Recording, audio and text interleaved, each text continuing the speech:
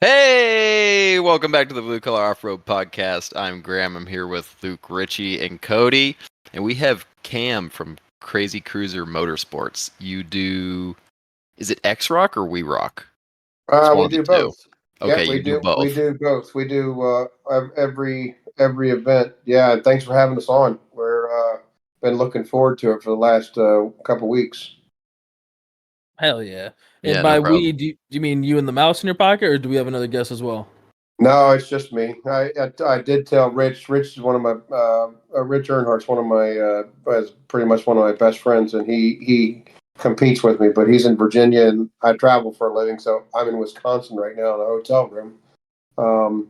Hell yeah. So Nice. yep, That's awesome. yep. So yeah, I mean, I guess just kind of like tell us how you got into it. Really, like how'd you get into off-roading? Like where did it all start, and kind of who you are. All right. How did I get into it? I guess that's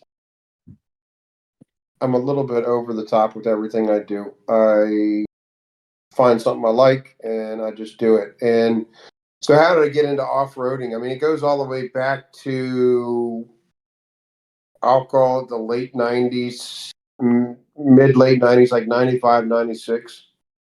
Um, so this goes back. I used to have a business where I took trees down for a living, an arborist business, tree removal business is what you call it, because very few times are you actually being an arborist. Normally, you're just ripping trees down. and and so, very quick and short story. I loved off roading. I loved just goofing off, but I never did anything serious. I mean, I was so green coming out of high school. I graduated in '93, so that tells you I'm almost 50. Mm-hmm. And I hadn't done much off-roading. I did some BMX racing while I was in before Oh high shit. school and Oh yeah. basketball and whatnot. So I always loved the speed. I always loved the outdoors. Family kind of grew up a little bit poor. I didn't have the means to, like some of these kids do now. I don't have the means to. My dad and mom didn't have the means to help me with anything like that. So I was never in the environment. But Mm-hmm. jump back forward to after high school, and I had done a few jobs, and I kind of got into this doing the tree business for a living. And I ran into a guy. I had a Bronco, 85 Bronco. Of Oh course, yeah, the big body. the big body, 85 scissor, A-frame front, or dual torsion bar front. The X suspension, as we would like to say. And I mean, I did everything that thing from blow it up to putting coil spacers on the front to get the front to go up. The stupid little rubber spacers you drive in. I did everything dumb that you shouldn't do. And one of my buddies, two of my buddies that I grew up with, one of them from school had an old CJ7. It was not really an off-roader. It was he kind of restored it. It was more of a little project that he took, just trail riding, nothing like we do these days. When I say trail riding, it's more like George Washington National Forest trail riding. Okay. And then his buddy, he went to college with Chad, had a bigger Jeep on 35s, which we sprung over. He was more into it. And then they had another buddy, Matt. And it was kind of like the old school young close friend, doing one-ups. One guy would go on a trail ride, and Matt would whisper in my ear, I got a secret, a secret device, and of course I knew what he had. He put a lock right in the back. He had a locker. And shit. Oh shit is right. Nobody had a locker then. We were all just, if you couldn't make it through the mud hole or you couldn't make it over the obstacle, you backed up 10 more feet. I was really hoping you were gonna say you put like nitrous in it or something. No. Something real crazy. Yeah. That's actually a funny one. We were up in Virginia Tech in the back. I forget the name of the mountain. It'll come back to me. But we've gone up there, and at this point, I had my first Land Cruiser, FJ62 Land Cruiser on 33s or 35s, and he walked up to me, and it was middle of the night, and he walks up and goes, "I got a secret weapon." Of course, at that time, I didn't know what he'd done. And he's like, and he was, man. We were going through this stuff. It was always like semi-challenging, and he's walking right through it, like not slipping a freaking tire. And so anyway, we jump back to the tree business. Lived in a neighborhood, met this guy named Bruce Dreyfus. He was an admiral in the Coast Guard. He used to do trees for a living. And how we met was just stupid, dumb luck, which, as you guys know in this podcast, is how so many things happen in our lives. Yeah. I literally I shouldn't say probably. If it wasn't for this guy meeting him, I would have never, ever be where I am now, doing what I am now. And I've lost his phone number, and I wish I could tell him that. But really cool guy. Cool stories. Obviously, with the Coast Guard, he'd been all over the world, but he used to be a tree jumper in Oregon. And when I say a tree jumper, those guys are, they take trees down, but they literally, on some of these trees are so tall, before they take them, they literally jump from tree to tree and they top them and they knock them up. They knock them over before they knock the tops out of these things, and they call them tree jumpers. I mean, it's crazy the stuff they do out there. So I was pulled up to his house one day because he's in my neighborhood, and I'm drumming up. I'm almost 20, 19, 20, and just raring to go. And I knocked on his door. He had like 3 dead trees in his yard. I was like, "Hey, I live in the neighborhood, starting my own business. Da da da. Here it is. You got 3 dead trees. You shouldn't having us take them down." And first he said no, but he took my number, took my little business card, said thanks for stopping by. And then like 2 weeks later, he saw me doing a job. Literally, the neighborhood's very big. I was like 5,000 or 6,000 homes in this neighborhood. So I started in my neighborhood because I knew forwards and backwards. And I ended up getting like 150, 200 jobs. I worked in that area for like 3 months. And he kept seeing me. Well, he started just stopping by, and I could tell he was watching. So we got to know each other. And he said, finally, one day he came up, and all this happened in like 2 or 3 weeks. He said, come give me a price. I had no idea he was a tree jumper. I had no idea he did trees. And he, when you look at his equipment, he was one of the best probably ever to do it. And so I didn't know any of this, but I walked up and I was like, "Hey man, these are easy." I mean, literally $450. I mean, normally I probably would have charged like $1,200 back in the day because it was 3 or 4 decent sized trees, but it was out in the open. And I was like, "Man, if you don't care if I drop them, this one needs to be climbed because it's not safe, but I'll be up and down that thing in 15, 20 minutes. I'll knock the top out of it. I'll knock a couple of chunks out of it, and we'll load it up and we'll be out of here. $450." And he was like, "Sold. When can you do it?" And I literally walked over to my trailer and called my guys and said, "They'll be here in 15 minutes. They're finishing up a job down the street." Hell yeah.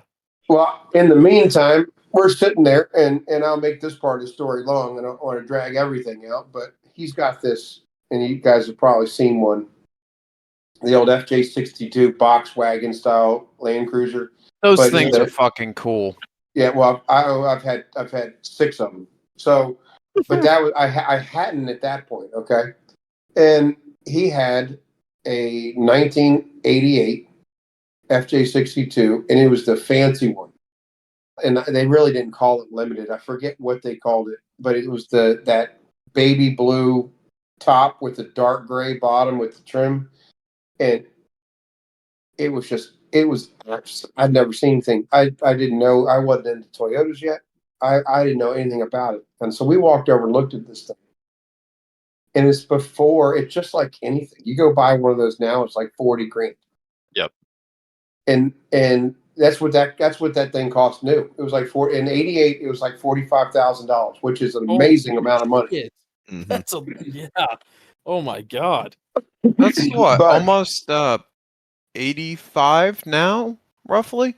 Probably more Yeah, than double now. it's almost double. Yeah, I mean the Land Cruisers these days are like almost 100. So Yeah. I walked over this thing and I'm waiting for my guys to get there because I didn't have any of my saws, I didn't have any of my ropes, the trailer I had nothing. I just was in my pickup. So we walk over to it and I looked at it and I'm all over this thing. I mean, when I say I'm all over it, I was like, this is the coolest thing I've ever seen. I've never even seen one of these things. And I'm gonna fast forward like a year, all right? Or two. Okay. I did the job. Cleaned it up. It was all perfect. I won't fast forward. Yeah, I guess I'm not fast forwarding yet. I did. My guys came over. We literally had the job done in like 2 hours because both my crews were there. I mean, I had like 6 guys. We dropped these trees. We had it done, cleaned up, blown, everything done in 2 hours. And he just went into his house and got me cash. He paid me cash. Gave me like $150 tip. He said that was an amazing price. You know, you had 6 guys. You did it fast. You made it. You know, da da da da. My guys left, and he goes, "You live right there, like on Dunstan Hall Road." I was like, I'm on the other side of the neighborhood." He goes, "Come here. I want to show you something." And he takes me. He's got one of those giant, house matched shed. So you guys all understand it's a fairly decent neighborhood, but it's a really nice house, probably a 20 by 30 shed. Mm. That the windows and the shutters on the shed match the house, and he opens up the double doors in this thing. He's got more climbing gear, chainsaws, falling equipment than my entire 2 crews had. He had more in his shed. Oh. And he looks at me and goes, "It's all yours." What? He's like, "I can't do it anymore." He said, "My knees are all busted up." He's like, "But I'm going to give it all to you. I'm going to ask you for a favor." I was like, "Well, I don't know if I'm going to accept, but I'll what's the favor?" He goes, "From periodically, I want to come help you. And every once in a while, if you got a small job that's in the neighborhood, I want to climb one more time. Hell yeah. I want to take a tree down." He goes, I'm not in the business anymore. No one's going to hire this old." I mean, he was like, he was, I would say, late 40s, early 50s at that point. So he's probably a couple of years older than I am now, 26 years ago. So he's going to be easily in his mid to late 70s now. I said, "Sure, no problem at all." And we built a road. So now I'm fast forwarding a couple of years. And I mean, not only I used to babysit his kids. I mean, we just built this bond for a number of years before he ended up having to move. He took on a higher admiral position down in Elizabeth City, North Carolina, and he had to move. But I bought his Harley from him, and right before he left, I used to always go over and we used to screw around, and I had a 300ZX and he'd take it for a ride. He had a 300ZX he got me to work on. It just kind of, so long story short, and you won't even hardly believe it. He goes to leave and he's like, "Cam, I got this Land Cruiser." And at this time it's like, 99. So it's 11, 12 years old, still in good shape. But they weren't like sought after back then. Nobody still even knew what they were. And he's like, $9,000, you can have it. And I was like, I almost spit on myself. Like, what? I was like, "Yeah, I'll take it." I mean, no question. I loved that thing. And that's how it all really started. All right. So that it was that relationship, that vehicle, and then it morphed it even morphs further. So I didn't know what this thing was still. And back then we didn't have all the forums and we didn't have everything that you guys grew up with, and we have now. There was, the Land Cruiser mailing list. It was done via email. And that was in the late, that was like 98, 99, early 2000s, the LCML, Land Cruiser mailing list. But I didn't know anything about that. So I'm driving this thing around, my buddy Tim, my buddy Chad. I mean, and redneck with money.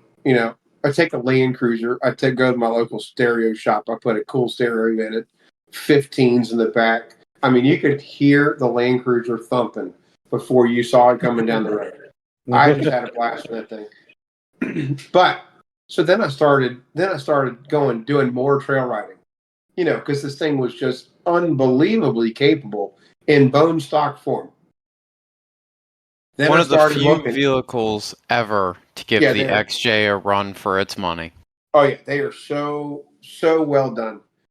So then it really was it was the kind of the beginning of all of the internet website pages, the online stores back then, and the Land Cruiser Connection and Iron Pig Off Road. Iron Pig hadn't started yet, but Land Cruiser Connection was up in Manassas, Virginia, or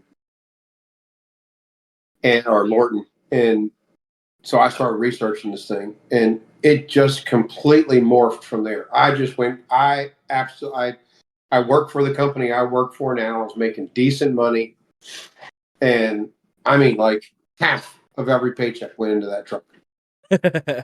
I'm not kidding. I mean, I am not bullshitting one bit. For a year, and I made almost $100,000 back then, and for a couple of times, I was dumping money into this thing. Call up Land Cruiser Connection, give me a full old man emu, complete suspension kit, whatever the best, medium weight, nice shocks, give me everything. The next, wait 2 weeks, call them up, give me an ARB front bumper. Wait 2 weeks, call them up, get me a rear bumper. I was in over my head, 33s, going wheeling, putting a winch on it,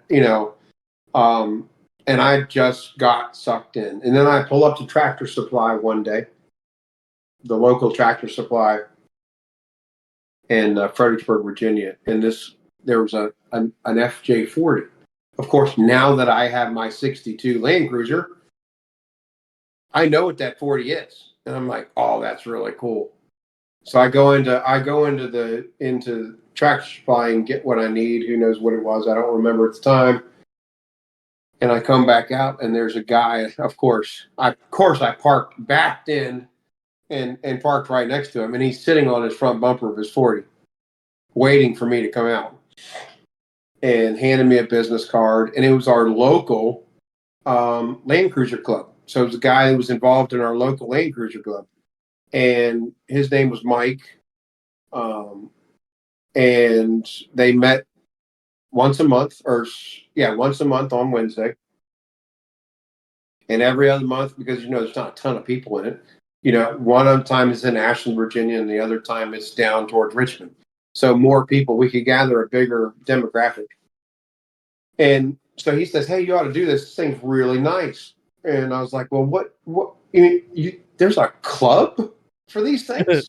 And he was like, "Oh yeah, and we go rock crawling." And there it goes. Sounds like me talking to I literally looked at him, and I've been pretty wide open my whole life, and I literally looked at him and said, "What the fuck are you talking about, rock crawling?" He goes, "Dude, like take trail riding to the next level. There's rocks on the trail, and you gotta climb over them." And I'm like, yeah, I was hooked before the first time I went. So that is how it all started. And I did the dumbest stuff. I mean, I did I had more money than I had since back then. I wish I'd had half the money I wasted. It. I mean, that thing went from one of the prettiest FJ62s you've ever seen, all decked out to, as we would call it now, an overlanding. I mean, I could sell that thing right now for 120 grand if I'd have kept it the way it was. And it's like first a good iteration. It literally had ARB front and rear bumper, roof rack, snorkel, ARB front, 8274. I ordered the Australian front bumper so I could put an 8274 in the front of it. I mean, I did all of it all the way. And then I started going rock crawling. I gotta ask, how bad did the first dent hurt? I'm people. Guys don't know this, but I am car crazy as far as I like cool shit, but I am not car sentimental. Yes, sir. So that's what we like to hear. I'm not car sentimental, so I will buy some and beat the ever loving shit out of it and not care one little bit. I bought it to use it. Now, I mean, this kind of goes all the way back. So my first, I did go crazy with it though. I mean, I took it all the way to one generation of, it was really cool. The AR, I mean, I even had the ARB side steps that had the brush guard that goes up and connects to the side of the bumper. So I was that guy that we talk about now, we goof about now. I was that kid. But the difference was I used it like the guys in Australia used it. When we go trail riding, I'd lay that truck up against a tree and use those sidebars and just push right through it. And that's what they're for. That's what they're for, damn it. But I started rock crawling, and you guys are I hope you guys realize where this is going. Well, my fucking truck weighed too much. So I started taking shit back off of it to lighten it up, because they're big girls. I mean, they're in stock trim, they're 6,500 pounds. God damn. They're huge vehicles. That's crazy. Like what my fucking Cummins weighs. Yeah, in stock trim, they're like 6,500 pounds. The 80 series, I think, is like 400 or 500 pounds heavier. And I put on 1,500 pounds of bullshit. So, we were the first club. We weren't the first people, but we were the first club to have an event at Rouse Creek. Ooh. No fucking shit. That is cool as hell. So the Beta Blue Ridge Beta Blue Ridge Cruisers was the first club to put an event on there. Now, obviously, they had a few trails. Obviously, all the main trails, but like V Trail and all the stuff we love to just absolutely, V Notch and all those M Trail and the up and down and the slab. And none of that was even there. I mean, it was 3 or 4 main trails, which were good enough for us at the time. If you guys remember, if you go out to the pole line, if you've been there more, you go to the pole line, you turn left. That used to be a really tough trail because it was only 20 feet wide, and you had to go up right around that. And of course, it's nothing now. It's a pebble road. But when that first opened, there was like a shelf section there going up to the top of the power line to the left, and you had to go over some pretty big rocks. So that iteration, that's really kind of, guys, that's where it all started. That's where that Rouse Creek trip is what literally put me over the edge on rock crawling. I came home. I mean, I cut the truck up, and I've got a picture of it. I will find it, and I will send it over to you because it'll be cool for the podcast if you do like a little series of photos. Mm-hmm. We can But do that. within like 5 years, I was down at Teleco. There was nothing left of the Land Cruiser except for 2 front fenders, a hood, and a roll cage. That's how far it had gone. I Wow. cut the I first I did an avalanche chop on it where I cut the roof and the back window out of it, so the C pillar and back, so both doors still worked.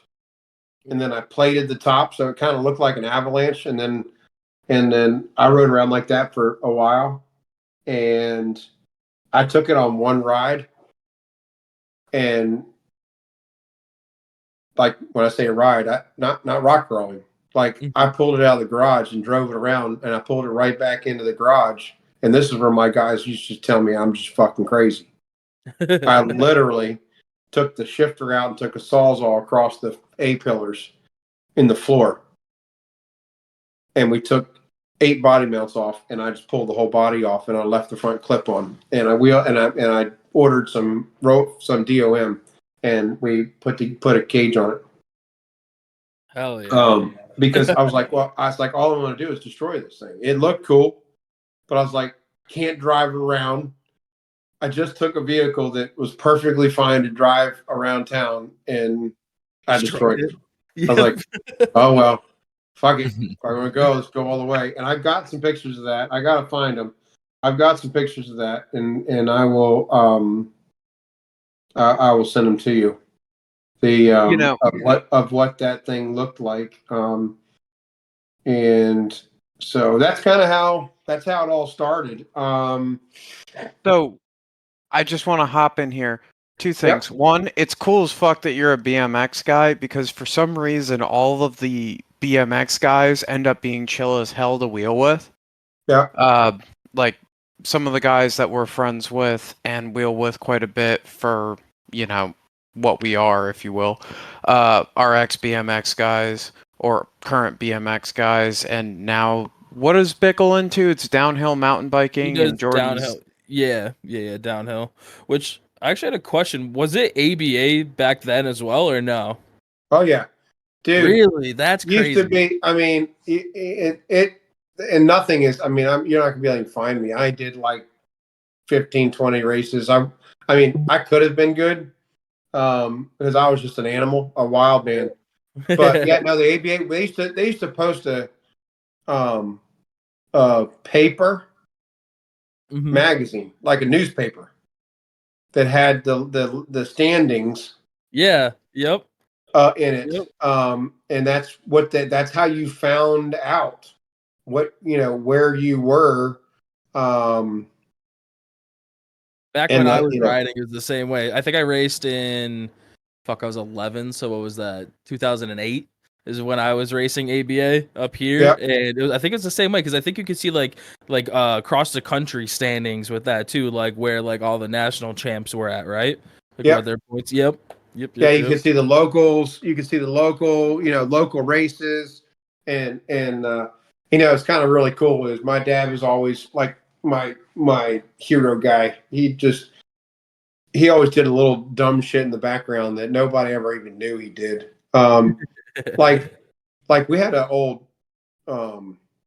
Ford Granada. I mean, we had nothing back then, but he was into selling advertising for TV, the local TV channel. So he went to the local bike shop and cut them like an amazing deal, and got me a Dyno Pro Comp. What? That's race sick. bike.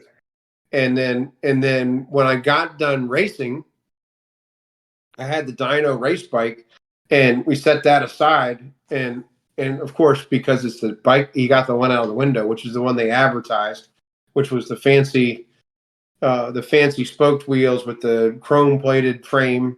It's like one of those bikes. It's probably worth $20,000 right now. If we'd ever thought about keeping that stuff. And then when I got done racing, we gave my bike to another young man, because I stopped when I got into like Maine high school. I kind of stopped and did the basketball, baseball thing. That's funny. And We did the exact same thing. That's funny. Like Yeah. I gave a younger kid my bike when I started growing out of it. That's hilarious. Yeah, and then we got and I'm goofing up the names of the bikes, but the Dyno Pro Comp with the swivel with the the wire so you could spin the front wheels, and so I got that. And anyway, but yeah, so I'm racing, and of course we have no idea what we're doing. We just thought it'd be fun one day, and we went to look at it, and so he found this little magazine, and I like won one race, like the first race I ever went to. I was on. Literally, guys, I started my first race was Huffy, and I won the race on the old you've seen pictures of it on movies, the old black Huffy with the mag orange, they're like yellow orange wheels. Yeah, those wheels weigh like 20 pounds, by the way. and and I won my first race in that, and I was like, oh, this is cool. And that's when he went to the bike shop and got me this bike. And real quick story, we're getting off. I know we don't worry. It's so much fun. So my second race, I've got this brand new race BMX, and I completely bite it because I'm so used to this heavy ass fucking bike. The gate drops. I pull my wheelie coming off of it, and I was so strong for the bike, I did a burnout. I went right over top the handlebars because I wasn't used to I went from like a 50-pound BMX bike to like a whatever back in the day it was 15 to 20 pounds. I don't know. Yeah, something like that. So the bike weighed half as much, it had twice as much gearing, and I hadn't done anything more than just ride it around. Oh yeah, so I went from winning a race on a $30 Kmart bike to a really nice race bike, and of course I didn't even know how to ride it. That's so funny. That's funny as hell. Yeah. And the other point I wanted to bring up is it's funny that you guys were one of the first club to wheel Roush. Going in the Wayback Machine 10 years ago, Roush was the first off-road park, like actual off-road park that I ever went to. And Kish and myself took my shitbox 98 Cherokee to Roush. And we had the most miserable trip ever on the way back. Great trip. It was an amazing trip, but everything that could go wrong did go wrong. We cracked a flex plate leaving Connecticut. We wheeled it with a cracked flex plate, like tightening the bolts up to try and just keep this stupid thing together while we were there. Straight like a fucking diesel with a knock. Yeah. We got lost and we ended up in the back of Crawler Ridge. Yeah. Not the spot that you want to be on 34s in a Cherokee that, like, if we're being honest, I'm amazed made it home. Back in the day, Crawler Ridge was sketch because if you dropped off, none of it had cleared out yet. So if you dropped off the edge, you were rolling somewhere.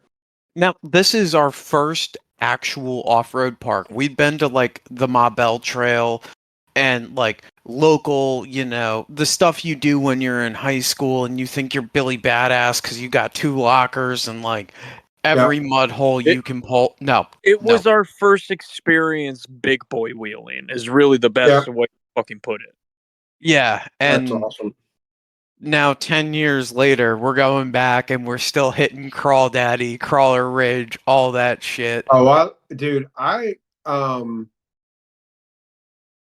so that's a good, I love Crawdaddy. So Crawdaddy, when Daryl, when they first took over and we went up there as another group, and I believe it was one of the Gotham City Land Cruiser, the Coal Mine Cruiser Classics, and we showed up. And of course, I showed up in the buggy, and so I'm gonna ask you a quick question because I'm in the middle of trying to send you guys pictures. Yep. And for some odd reason, I'm doing this on my iPad, and I go to click on it, and when I go to send you a picture, it only goes back like 2 days or 2 weeks. and it won't load the rest of my pictures. Is that something in the? Is that something in the program? Because it's not normally doesn't do that.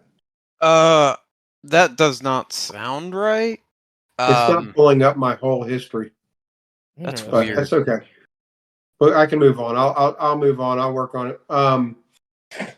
So Crawdaddy was just cut, where they had taken a couple of the trees when Crawdaddy actually used to be hard. Now it's been butchered. So Crawdaddy used to be hard because it had like three lines at the bottom, and then you had to pinch around the tree and those two big rocks, and then you had 2 or 3 lines around the big tree and those couple of shelf rocks, and then you got on top and you followed like the creek line, the stream line, and you had to make the hard left, which is a big crawl up over a rock. Now it's destroyed. I mean, nobody even knows what that trail was, because that trail used to be hard. And I'm going back, like my FG62 buggy. When I finally got it done, it was coilovers in the rear, leaf springs in the front, sprung over 38s, locked front and rear. I mean, it was very capable, and it was hard for that in the beginning. And but now, like I drove over to Crawdaddy 4 weeks ago. Okay. To take a group of guys over there. We were over there. They opened up the park just for us in the middle of the week, right before we went to the comp in Pennsylvania when we were doing the WeRock comp. And so the Dickies and the Brassininis and stuff from Utah were over, and they were making their way up. And we basically rented the park for all intents and purposes. We paid our fee, and they let us shut the gate behind us, so we had like free reign. That's so sick. That's dope. So we went over like Vina. I mean, so I basically did the quick. I did the quick and dirty tour. All right. I took them to the east property and took them up and down Affliction, which is still a ton of fun for us, even because it's just got line after line after line after line. Over there, you can literally, it's a playground of big rocks on the side of the hill. Affliction. I don't know if you've ever run that. No. So if you go to the east property on the other side of the road, go to Affliction. It's okay. We may have done it. Dude. It's a fun trail. I'm trying to remember. So I took them over there. I took them obviously to the comp site the night before they went to the comp site. And then I took them. I did like the buggy line. I took them over to V Trail, dropped them into Walk in the Park, took them up to CV. Walk in the Park's fun, if I remember Walk in the right. Park is a ton of fun. So we were one of the first to ever run Walk in the Park. They had just finished cutting it, like literally the day before we got there, years and years ago. They had just finished that one, and that one also used to be harder. It's still fun and challenging, but when you throw like the buggies that we have now, you really got to find stupid stuff. And so I took them over there. We did V-notch all over there, and then we came back, and you probably saw Leah Hockman, She Crawls, posted up a video, and we're like the ants on jotters. Yes, I saw that video. So that was that was actually a ton of fun. Because as you guys may remember, that used to be like, holy shit, if you can go up jotters, you're the fucking man. And we literally had 10 buggies, and we're like literally almost driving over each other, just playing on it.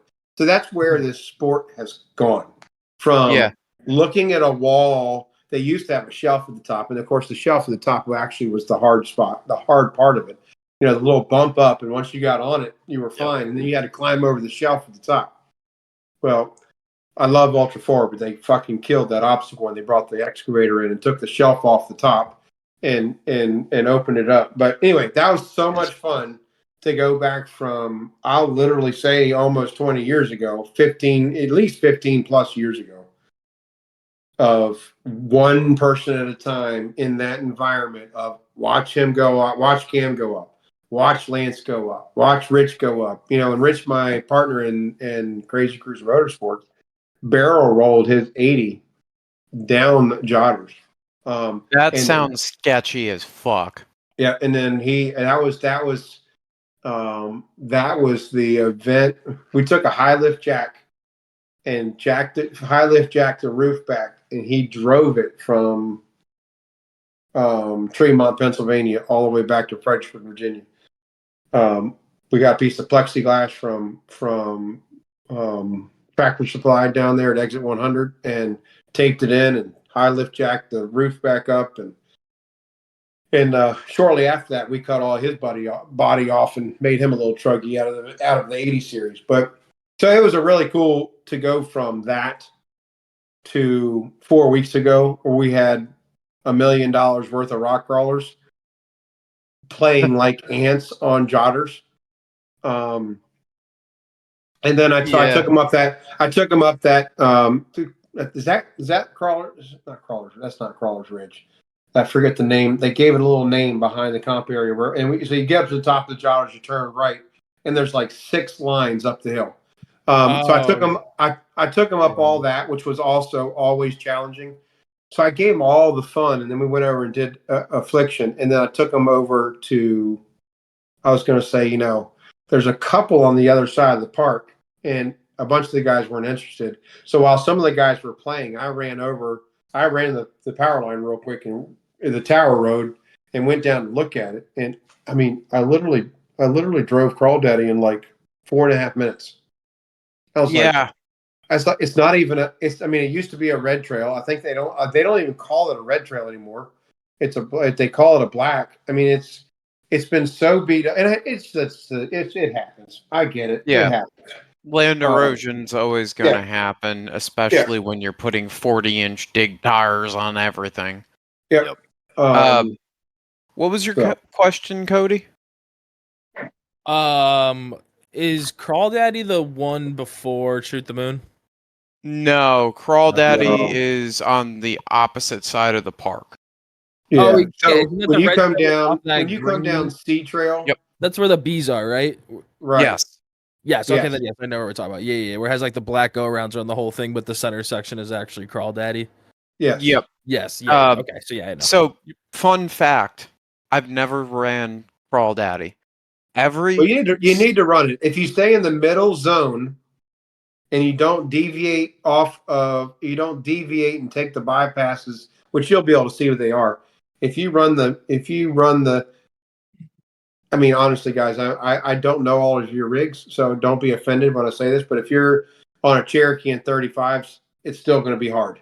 Or 37s, even 40s, it's going to be hard. If you run the middle line where it's supposed to be over the big shelf rocks and the fins, it's still going to be tough. But if you bypass it, it's easy as shit. So every time that we go to run Crawdaddy, something has happened. Like that was our Sunday plan for the Web Wheelers Ball 2 years ago. Was we're going to finish up on Crawdaddy. I blew the planetary. I'm sorry, not the pinion, out of my 231 Saturday night. Yep. So like every damn time that I say I'm going to go and run Crawdaddy, it never ends up happening, and I always end up riding passenger. Yep. But to turn the time machine back on to 2014, I don't know if you know Heavy Metal Productions. Yep. So there was a club called SIS Off-Road, and Will, the guy that runs Heavy Metal, used to bring out his camera gear, and we would race up Crawdaddy. That was the thing, you know? That was the Sunday. That's the end of what'd they call that? Show off-road. OFR? Or what was it, Richie? Operation Enduring Realness. That's it. That was the end of Operation Enduring Realness. OER. So we're there in my Cherokee on 34s. At the end of the weekend, this thing's clapped. We're not sure how we're getting home. And the first time I saw Sticky Tires was there with that group. And I got to watch a group of Cherokees on 37s and 40s. Well, I guess we got to watch a group of Cherokees on 37s and 40s race up that motherfucker for no prize whatsoever other than to be able to say that they won with Will videoing it. And that was just like the moment. Whenever I go back and look at Wheeling, that was the moment. And that's why I want to go run that trail so fucking bad. It's completely destroyed from what it was in 2014. But, you know, we just got to go back and do it. Oh, guys, I 100%. I agree. It was one of our staples too. I mean, it was kind of it was one of our staples that we either hit it. It all depended on which way we were going. If we were doing the east property, we'd either hit it on the way in or we'd hit it on the way out. You know what kills me? And Tombstone was another one that we always went over and ran. It got to the point now blast. It's a highway now, but it was so much fun, to take all of the little trails to it. You know, a bunch of people would always forget that the trail there, as you're going down the road, if you drive all the way to the end, because they called it like that little picnic area back in the day, and because there is a couple of tombstones, there is a little graveyard there. That's why it's called Tombstone.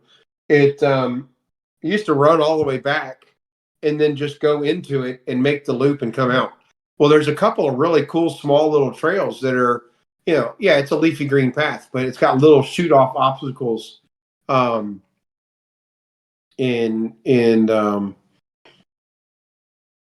it's got little shoot off obstacles go all the way to it. So that is was really cool. Yeah, it's wild. We're we're going to a trail ride in the beginning of September, end of August, if you will. That Labor Day weekend period. And I want to go hit Tombstone. I want to go hit Shoot the Moon, even though Shoot the Moon is a fucking crying shame, and I will hang my fucking hat on that. Excuse my French, but it kills me compared to what that obstacle was. Correct me if I'm wrong, Cody, but last time we were there with Ryan spotting, it took me 1.5 tries to get up Shoot the Moon. The first half was an harder. obstacle. No. The first half of that obstacle now is easy. That's because now everybody's on stickies, 40s, and knows the line. But I'm thinking of actual Shoot the Moon. No, I think both you and Graham had issues. That first obstacle is Shoot the Moon. The area that's hard to get, or that we had a bitch of a time with, that's the exit. That's not the Moon. Shoot the Moon. The obstacle of Shoot the Moon is just the first climb up and over the mountain. Really? Yep. I didn't know that. Yeah, that's actually what the obstacle was. The believe it or not, we were one of the first to run that too. And I believe it. You got some time on us. The reason that you're going to laugh your ass off. The reason that trail goes out the exit like it did was because two of us decided, we were like, well, what? When they first made the obstacle, it was get to the top, turn around, and drop back down it. And we got to the top of it one day, me and my buddy John, and he's in a big giant FJ40 with 38s, and I'm in my buggy, and we're just hammering on it, because it used to be really hard to get up it. And we got to the top, and we're like, well, this is kind of cool up here. Well, if you look around to the far right, there is a mine shaft. You got to be careful. Yes. But it used to, we went like 100 yards forward where it goes to where you're tippy, where it's like real side off camber. And then you go up and over and down in the hole and back up around the tree. So it looks completely different now. Most of it's rock, and it's when we first dropped into that thing, it was like kudzu and weeds and brush, and we rolled over in there because we got too far off of what was like the hard base. And that's why the trail drops down to the right and goes back up. It was supposed to go right up the wall. And because we rolled, it ended up having to take out some brush and trees. we ended up coming back out around the corner. So you know how at the top when you have the exit, you come out onto a corner and you have to turn left around. Well, the trail was supposed to come out to the left, according to Darren. And because we rolled a buggy in there, we rolled over twice. We had to go in and get it recovered on that off camber, and we basically recreated the trail that drops back further into the hole and comes out around the corner. So that's why that trail does that stupidness at the end, because of me. So you know that right after you drop in to the hole, right? If you go up to the left, that has to be the worst beatdown my Cherokee on 40s has ever seen. I would say that was a good solid 10 minutes of rev limiter, just absolute, complete and utter debauchery. Just trying to get up there after, because it had rained a couple of days before we got there. I think we chased the rain out as we were coming in, and it was just a absolute soup fest, and nothing I could do was getting me up that, and that's where I ended up, if I had to venture a guess, cooking the planetary, the outer gear ring in my 231. That trail is just an excellent little. It's not hard, but when it rains, the left side's fucked up, the right side's still the bypass. It's just special to me now at this point. I can't wait to go back and try and reclaim a little glory there. Yeah. So we kind of talked about the Land Cruisers. Yep. It does not look like you're wheeling a Land Cruiser now. No. It looks a little different. Unless you put a Land Cruiser on Jenny Craig's diet. Yeah. No. What I have now, so I'll go through I'll try to make it quick, because if I go through all of them, it will be here for freaking 4 hours. So we'll jump back to one of the first questions, but this is going to get us from the first question back to what I'm driving now, what I'm competing in now. And I started competing, actually only started competing 5 years ago. I was always known. I mean, I went out with Woody Swearingen from I Hate Mud. I stayed with him for 3 or 4 years out in Utah. We wheeled Sand Hollow.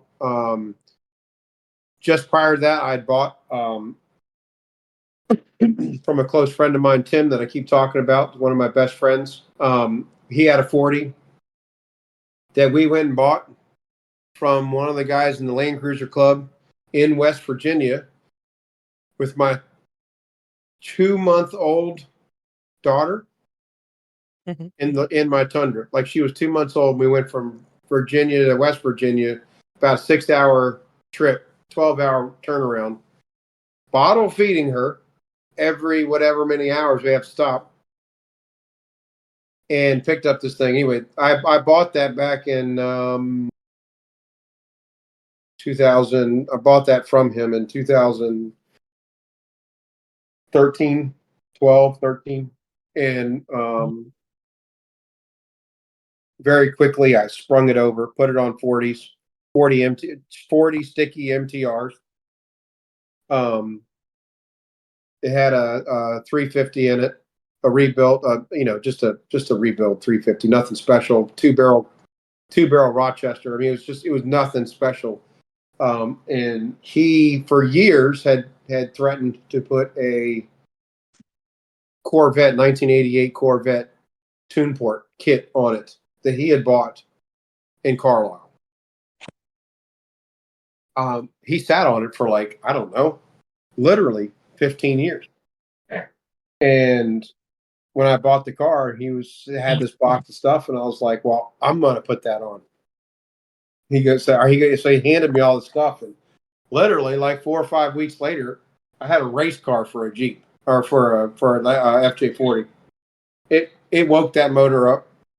I did 24-pound injectors. I did the little kit for advancing the timing. I did everything that thing, and real clean job. Finished the hard top. Had the ambulance doors in the back. Sprung over on 40s. We had a blast. Took that out to Utah, and here's why I'm telling you all of this. That's where I got the bug. When I say I got the bug, the hardcore rock crawling bug. I literally lived in Hurricane Tokerville, which is 10 minutes from Sand Hollow, and for about 3 years. Wheeled there every other weekend, and every minute. When people say the guys that go out there wheel all the time, they have no idea. Well, it's a little easier when, correct me if I'm wrong, it's all like BLM land out there. It is. There is no correcting you. It is correct. It is easy. And the fact that the town loves it. Everybody around there loves it. I mean, literally, when I wasn't working, of course, I traveled for a living, and I did then too. But every other week I'd be in Virginia, and then every other weekend I'd be literally for 4 days straight. That's all I did was wheel. Every other weekend for 4 days I got to wheel all year round. Wow. And so you just get this bug of nothing is good enough. I mean, you're doing the hard. You're looking in front of you and going, well, I've run that 372 times. Let's go up the right side. Nobody's ever run that, and that's where I got the bug. And of course, that's also where a lot of, so now there's a lot of buggies out there. Rich Klein became a really, really, really good friend of mine. I helped him start the first Trail Hero. I ran the first Trail Breaker for him at Trail Hero, the very first one. So I got really familiar, comfortable, knew all the guys with all at that time, and the sport has evolved a lot in the last 10 years. It's fucking nuts. We talk about this quite a bit. Yeah, I mean it's just nuts. But I was around all of that, and I got the bug so bad, and with the, there's always family drama when you're working away from home, and I worked when I was away from home. Literally, I was gone. The kids were a little bit younger. Mama had a hard time, and I went back to work and ended up during COVID in 21 in 19, just before all this COVID stuff. I basically just went back to the boss and said, I need to come home. I can't do this every other week stuff. And I was very good at my job, so they paid to fly me back and forth to the West Coast every week. And I brought everything home, and almost the weekend I came home, I called up two of my Land Cruiser buddies, and I was like, I'm not going to destroy this truck, but I am going to destroy this truck. So you guys may have seen it. It was in a couple of articles. You pull up in the Toyota 4-wheel drive owners magazine from, I forget, the 2019 June edition, I believe it is. There's a big write-up. I cut the 40 in half right behind the A-pillar, right at the cow. I took the body off. I took the body off. I sold it to a friend of mine that had needed a 40 butt tub. Sold the door, sold the hard top, and I went to work, and I rebuilt the entire thing, turned it into a pretty serious trail rig. And in the middle of that is when I called up, I saw this thing with the Xrock in the different classes, and at that time it wasn't what Xrock is now. 5 years ago, Xrock was more of a hardcore spinoff of WeRock. The rules were more like WeRock. It was points, backups. Oh, boys. don't get us in trouble with Hans. He's been on here. He don't might worry. tear us a new one if you keep going. No. No, he won't. He won't tear you good when you tell Hans to shove it. He can. If he can dish it, he needs to be able to take it. So, oh yeah, no, I'm just giving you shit the because he's funny. the Xrocks was cool. But it was more like that. Now the obstacles were legit, but what Xrock morphed into, and we'll talk about that a little bit in this. I have no problem with it. I messaged Hans. I think it was Hans. I'm pretty sure it was Hans. I messaged in 19, and I just sent him a picture of what I built. And it was 3 linked in the front, 4 linked in the back, air shocks, V8 power, SM420 to a crawl box to a fuck yeah, keep the manuals alive to a split case. And I mean, I could take that fucking thing anywhere. And he goes, "Well, it's not really your typical competition rig, but you'd fit right in the Pro Mod class, not an unlimited." I was like, "Badass. When do I show up?" So it was either end of 18 or early 19, and 1, 2, 3, 4. Yeah, I guess it was 19. And so I started competing then, and went up Pennsylvania. And at that time, I think all of the events, I believe, he had like 3 or 4 events. It was more of a series, kind of like WeRock, where it was like points accumulation, series titles. You won the event, And so I started with that, with the 40, and started very quickly realized I only competed in that truck for 1 season. And he had his 3 events or 4 events, and he had the put up or shut up, which is done in Chaos, which we're doing this weekend. And that was like his culmination, his apex, the number 1 event. And if you remember, you guys probably saw it. He that 1 year for the put up or shut up, he did a vote in for, I think it was the last 2 or 3 spots. I got voted in. Joe Samanchek got voted in. 1 or 2 others, and I just don't remember at the time what it was. And it was a little more hardcore than, I wasn't scared of the obstacles, but it was more than my nice trail buggy could do, and I knew that. And I also was at a time, I've got 3 girls, my wife, myself. I was at a time where I didn't have a bunch of extra. I didn't have any extra to rebuild a car to leave 3 weeks later because we were going to Trail Hero. So I got there, and I basically just walked up to him and said, "Hey, I got voted in. I'll deal with the repercussions online. I'll tell everybody what happened. I'm not running it. I'm not running this. I said, Hans, literally all I'm going to do is destroy the buggy. It's not that I don't want to do it. It's just I can't afford to destroy a car, to rebuild it in 2 weeks to drive out to Trail Hero. I don't have the money, nor do I have the desire to destroy this vehicle." That happened.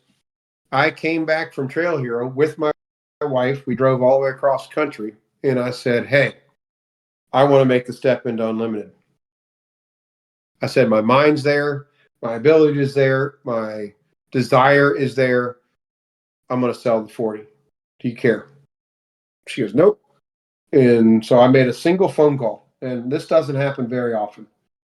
But when I finished the 40 the year before, the July before I competed in it, I pulled it up, and my real good buddy, good friend, is dealing with some issues right now, but Bob Lopez, he's in New Jersey, has 2 kids, his twins, and his son's name is Cam, and his daughter's name is Samantha. So Cam and Sam, and they've grown up knowing me as Uncle Cam.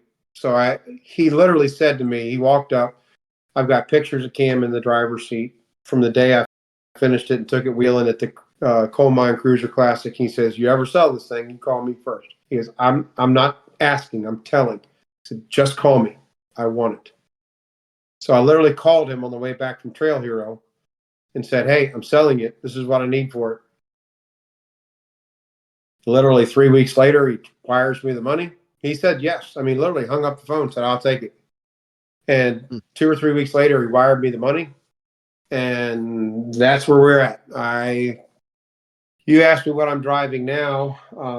And the buggy I'm driving now, I bought in December of 20. I competed in it in 21.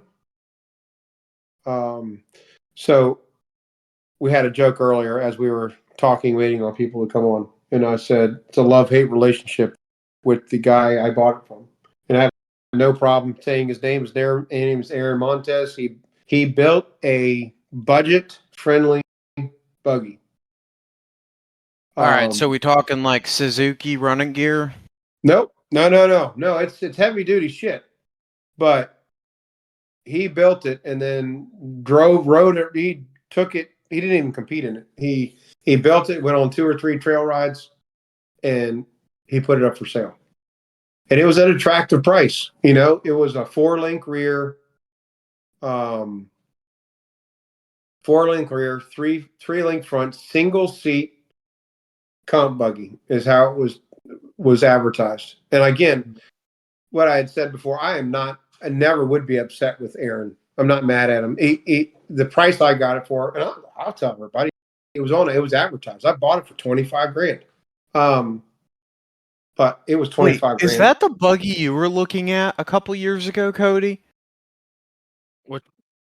Looking at that, it looks really similar. I think. Wait, hold on. So he was in Reno, Nevada. All right, then it's not the same buggy. Yeah, I doubt it is. This is out of Reno, Nevada. Look, were you talking about the quote-unquote Ferrari buggy? I was talking about the buggy you were looking at 3 years ago. I forget exactly what it had in it. There's been a lot of them. No, I was talking about one. No, it was a 2-seater. No, it was different. It was very different. I never looked at a single seater. If I wanted a single seater, just go back to riding a dirt bike. If I was okay, then I might have been. I'm not competing, so it don't make sense for me to be sitting by myself. So then I'm wrong, but it had a very similar front taper on the nose and the way that the nose was done. Yeah, many of these cars do. So for some odd reason, Luke, are you on your phone for this? No, I'm not. I'm on my PC. That's weird. It won't even my phone won't let me text message you pictures either. That's all right. I'll figure it out when we get off, and I'll send you some updated pictures and tell you what they are. So I bought this car, and I talked to him, sent me a bunch of pictures, sent me a video. Super capable. It came with some clapped out Maxxis Treps that he'd gotten from Jesse. Some trail gear wheels. Nothing wrong with any of those. We're gonna have to talk to Jesse at some point because that motherfucker has come up in like 15 episodes. Yeah, Jesse's a good buddy of mine. He was out with us at Tennessee. He's been over here on the East Coast 3 or 4 times this year already, or 2 or 3 times. So I bought this car, wired in the money. Typical Russian car hauler picked it up, put it on his car hauler, and drove it all the way across the country. Of course, that guy when he dropped it off, he was so proud of himself because Aaron didn't show him how to drive the thing, and Aaron pulled it onto the. Apparently, Aaron pulled it onto the car hauler, and the guy got halfway across the country and had to move one of the cars. And it's like he goes, man, I figured out how to start it, and I got in it, and I lean on it, and the tires move, and I'm all up against my truck, and then I put it in reverse, and I almost drove it through the side of my car. I don't know. I finally got it off. So he's, it was fun. So, but when I got it, it had 69s. So Dana 60 hours, Super Duty Dana 60 hours, 9-inch, 9-inch centers with spools, with 620 gears, which is pretty steep. But that's, if you're familiar with 9 inches, it's one of those morphed. It's one of those oddball gear sets that has a fairly thin ring gear with a big pinion, and I haven't broken one yet, and I've been beating on this car for going on 4 years now.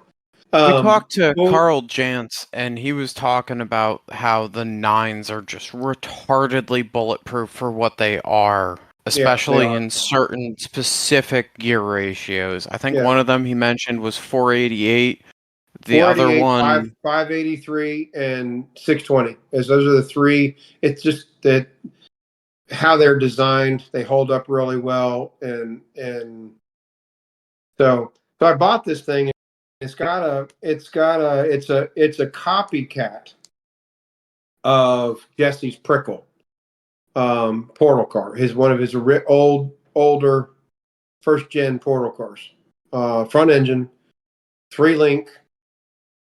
It has a 2.3 liter turbo Thunderbird motor in it. So it's the SVO Super Coupe, Turbo Coupe motor, not the current version of the EcoBoost. It's an older technology. To a C4. Interesting. To a C4 to a Dana 300. Ew. And has the 300 caused you any trouble? Oh, in a small rig, I don't see an issue with them. Yeah, we can go into that. So the answer is no and yes. Okay. So I get this thing and I'm super happy with it. It runs fine. Of course, it's so uber more capable than anything I've ever driven in my entire life.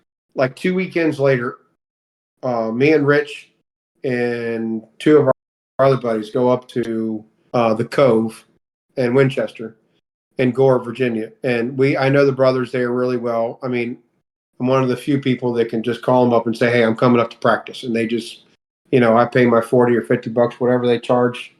And I got free reign of the property. Just go play. Any time of the week, doesn't matter. Doesn't have to be on a weekend. And so we took it up there. It's frigid cold. And sure enough, the first time out, I drop it off a ledge in Bunny, play all over it. I'm doing fine. And I took this weird line out and dropped it into a hole. And it's got for all intents and purposes, a stock Dana 300. And I jam it through the hole. And next thing you know, I can't shift it. Well, I almost broke the main output shaft. I spun it almost 90 degrees, which is unheard of with those. I don't know how it didn't break. We wheeled the rest of the day. I couldn't get it to disengage. Well, now I know why. And that's actually where I started. And I'll give a little plug, my Behemoth Drive Train plug. The guys are absolutely awesome. Being out west, I'd heard of a number of projects going on. And I contacted the original owner of Behemoth Drive Train, which is Jacob. Did not have a very good reputation at the time. Yeah. His reputation precedes him. Yeah, and he's one of those guys that just wasn't a good businessman. He's a very nice, very good person. He really is. He's a very good person. Got overwhelmed. I'm going to give Jacob a little plug. He got overwhelmed. He's a genius of a guy for design and engineering. He looks at something that has a problem, and he's like, this is how you fix it. And he just draws it up on a napkin and says, there you go. That's how you fix it. He's just one of those type of people. Well, he built a really good product with his flip kit and the shifters and the Behemoth case. But he didn't have the means to produce it as fast as it got popular. And then he made the mistake many young small business owners do and made promises he couldn't keep. Luckily, he did not get in the hole that Midnight Metalworks did. He got into a hole and he upset a number of people, but he eventually, he got through with everything. Fast forward, so I call him, and of course I travel all over the country, and I just drove to Kentucky where he was, and I made him a deal that I'd help him out and do a couple of things, and as I do with my sponsors, I don't just ask for free shit. I truly represent the product. I mean, I visit them, I go see them, I help them out, and test products, give them write ups. I do all of it. I do development with them. So we did all this. Because I blew up the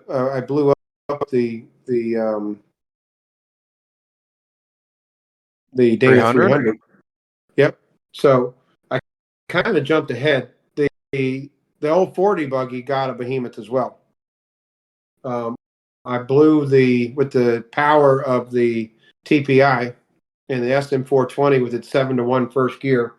A couple of times I stood on it when it shouldn't have been stood on in crawl mode with 40-inch stickies, and it popped the crawl box. So I got an adapter. Say again? I sent a 300 to Jesus in our buddy Miguel's. He has a Cherokee, and I broke both outputs on there. I think he has the Behemoth cut down case kit in there, but I ended up just sending that 300 to Jesus. The crawl box is not what failed. Yep. So, in the 40 buggy, before I got the moon buggy, the process had started with Behemoth, and I got a case with the JB 4-to-1 kit and the 32 spline outputs. So I didn't mess around. So have I ever had a problem with the Dana 300? Yes, but it was in bone stock form. Once you go to a full, understandable. Yeah, once you go to a full like Behemoth case with the upgraded outputs, they're very hard to break. Like very hard to break. So I put another one in the moon buggy, took the 300 out, made the modifications I needed to make, and right about that time, Behemoth got bought by Jim Wynn Capital. And they completely revamped the entire line. Everything got, anodized. Everything got on track. The quality got to. There is no better company out there to work with.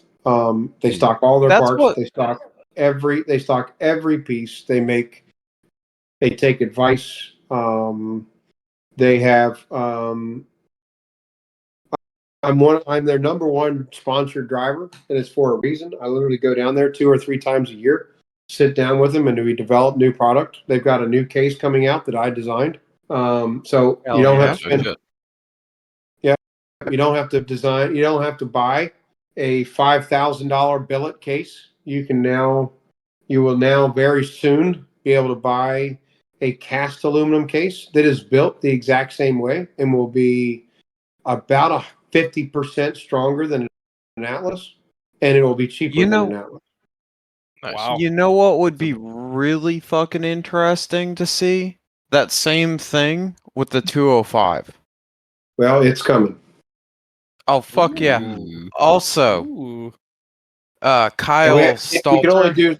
We can only do so many developments at the same time, but once the new cast 300 is done in production, like just needs to be ordered and machined and produced, which we're close to. They've already got samples. We had samples in Tennessee on display this past weekend, and they were ready to sell. They're ready to be built. Once that process is done, we'll cut the casting manufacturer loose with the 205. So as I was saying, Kyle Stalter told me that there was stuff coming down the pipeline. Smart dude. I think he works with them on packaging stuff. Yep. But I was not expecting this. Yep. So that's fucking cool. Nice little announcement you guys can make. Just tag Behemoth and tag me. Not a fucking problem there, dude. That's sick. So that's coming. The 300 is available now. They're waiting on some to come in, so they haven't. I don't think it's available on the website yet. I think they're doing a pre-sale. The first batch of like 5 or 6 came in. Everything was good. Just to prove that it's good, I'm going to pull my billet aluminum case that's bulletproof, and I'm going to take a cast case and put it in my unlimited crawler and just beat the ever living shit out of it for them. Just so everybody can see that it can take the hits. Do you think that the cast case 300 will survive under heavier rigs, or is it still going to be limited? He said it'd be 50% stronger. So. You guys got to realize how it's designed. It does not have a big hole in the bottom with a little cover that covers it. It's designed just like their billet case. So it's two pieces that once all the bolts go into, it basically turns it into one piece. It's not designed like a 300. It's designed just like their billet case. It's reversible. Because it's everything. Now, that actually appeals to me. I run a 4-to-1 box. I'm not crazy about doublers. Space is a premium in my rig. Sorry, Graham. I know you've got something to say. About doublers because that gives you options. And you like crawling and driving moderately fast, so you should like doublers. I just care that it shifts into high range well. If it shifts into high range well, I'm going fast in high range. You've never tried a 2-to-1 with 40s with a underpowered gutless 4.0. It feels good. Can you do pneumatic shifters on a 300? Probably. Then hey, you'll never have to worry about shifting again. You just slap, and it's gonna go where it needs to go. Yeah, the Behemoth shifts. The Behemoth shifts real smooth. Yep, they do. Really smooth. Yeah, it's a nice case. For the buggy guys like me, Jesse and I designed a direct shifter. You don't have to use the cable shifters. You can use the cable shifters for the guys that have bodies and floor pans. Yeah, fuck them things. Just cut that out. Make the shifters go through it. I am so over dealing with shifters at this fucking point. Yeah. I will tell you though, and I tell everybody out west that knows me, and they watch me build the first iteration of this buggy I have now. The Behemoth shifts so smooth that the cable shifters actually work really well. So that is something to be said, and it's a packaging thing for me. It's the cable. In my single seater, the cables are a pain in the ass because they take up room because I don't have a floorboard to hide them. They're like wrapped around the trans. So that's why I switched to the direct shifters. But they had never had a problem shifting the transfer case. So that's kind of like one of my first plugs on a sponsor. But so I bought this car. First thing I had to do to it, literally 3 weeks in, of course, and I'm upset. I knew I was going to have to do something. I had money left over from the original sale. I knew I was going to be upgrading. Another quick plug, and we'll talk about it later. We won't go into detail yet, but Mickey Thompson sponsors me. They're probably the best sponsor I've ever. Tire companies. Yeah, they're one of the best. They take care of me like no other sponsor ever has. I mean, all of my sponsors are good, but Mickey makes this possible for Crazy Cruiser Motorsports, but I also do an enormous amount of marketing work for them in the background. So very quickly, I sold the tires and wheels to another buddy in our group. He put them on his buggy. I got a new set of race lines, new set of Mickey Thompsons for it, the Pro X's, and in the 43s. And I went from there. Okay. I replaced the transfer case. I replaced the seat because it had some giant ass weird seat in it that I put an all aluminum Kirky seat in, and we put tires and wheels on it, and I competed in it the next season, and we did pretty well. We won. I took second or third a couple of the Xrocks. Took first or second, and I took one first and one second in a WeRock. I did not run the whole WeRock series. I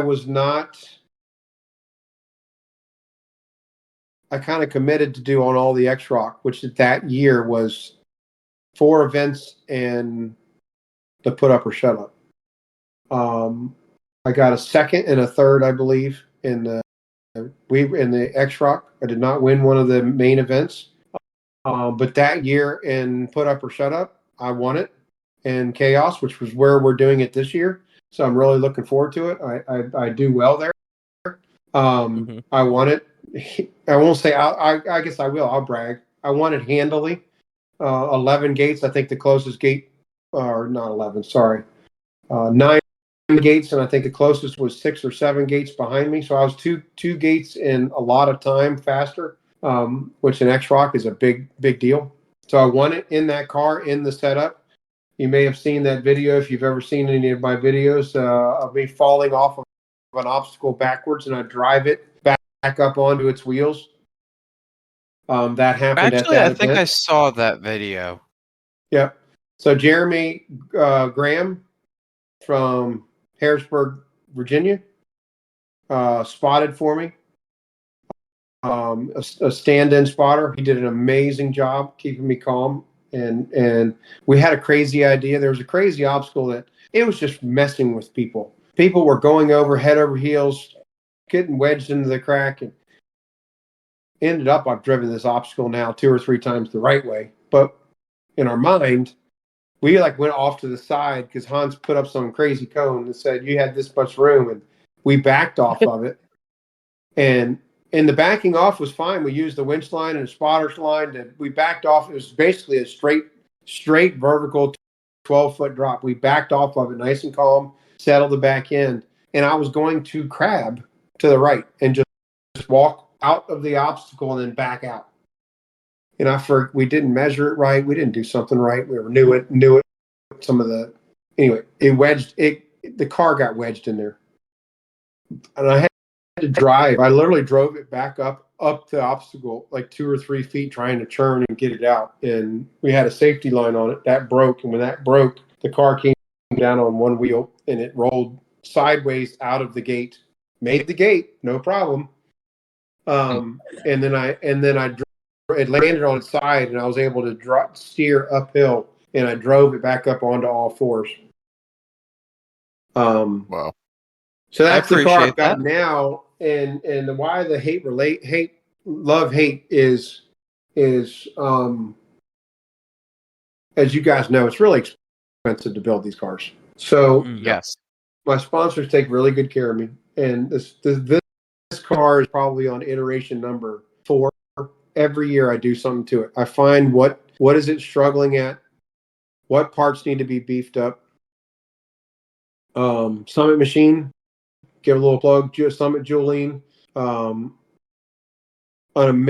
amazing person. She has been with me from day one, from 4, 5, 6 years ago, helping me with the old gray 40. I will not run anybody else's parts. She does my tie rods, the joints I even have to buy, the ones she doesn't make. She gets them for me. Her her ends, her link joints.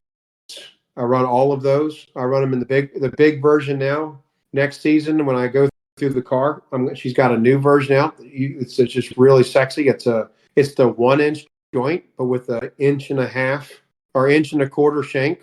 So it's the smaller joint with the big giant shank, because her joints don't break.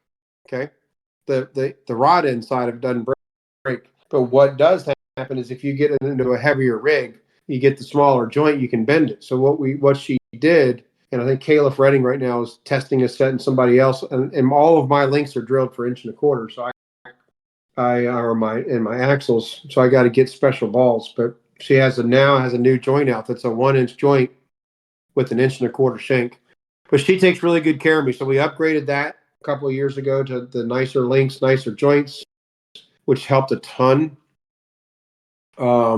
Made the car flex better, made the car smoother.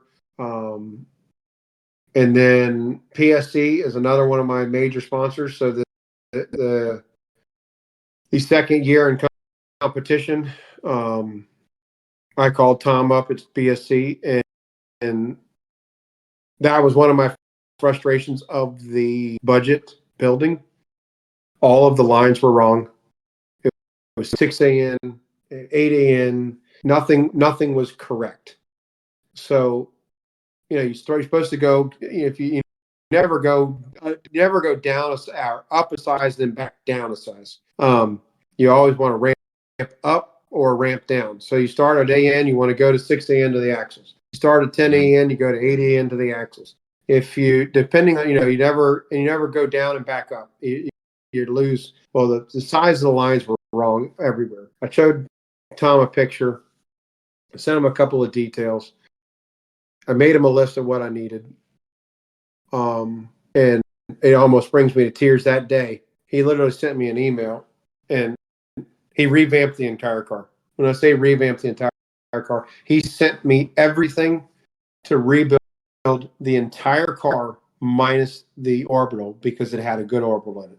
It had a nice Eaton good orbital. Every other fitting, line, pressure, the best pump made, the CBRX pump. I plug it. I love all these other pumps and everything. I've had zero issues, and I'll explain why.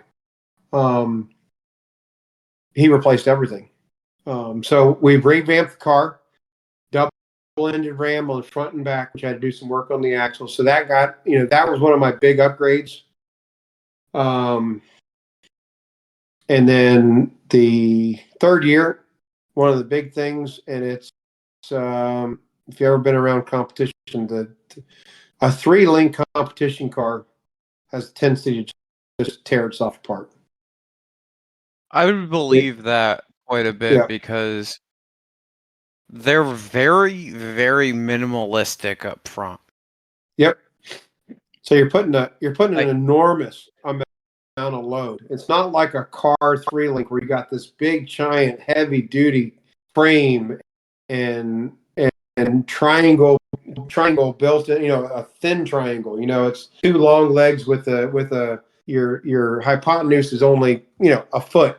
These cars, everything, they can handle it. And but these cars, it's minimalistic. You got 2 tubes, a straight tube across, and then they hang a triangle off the end of this chassis to keep it light.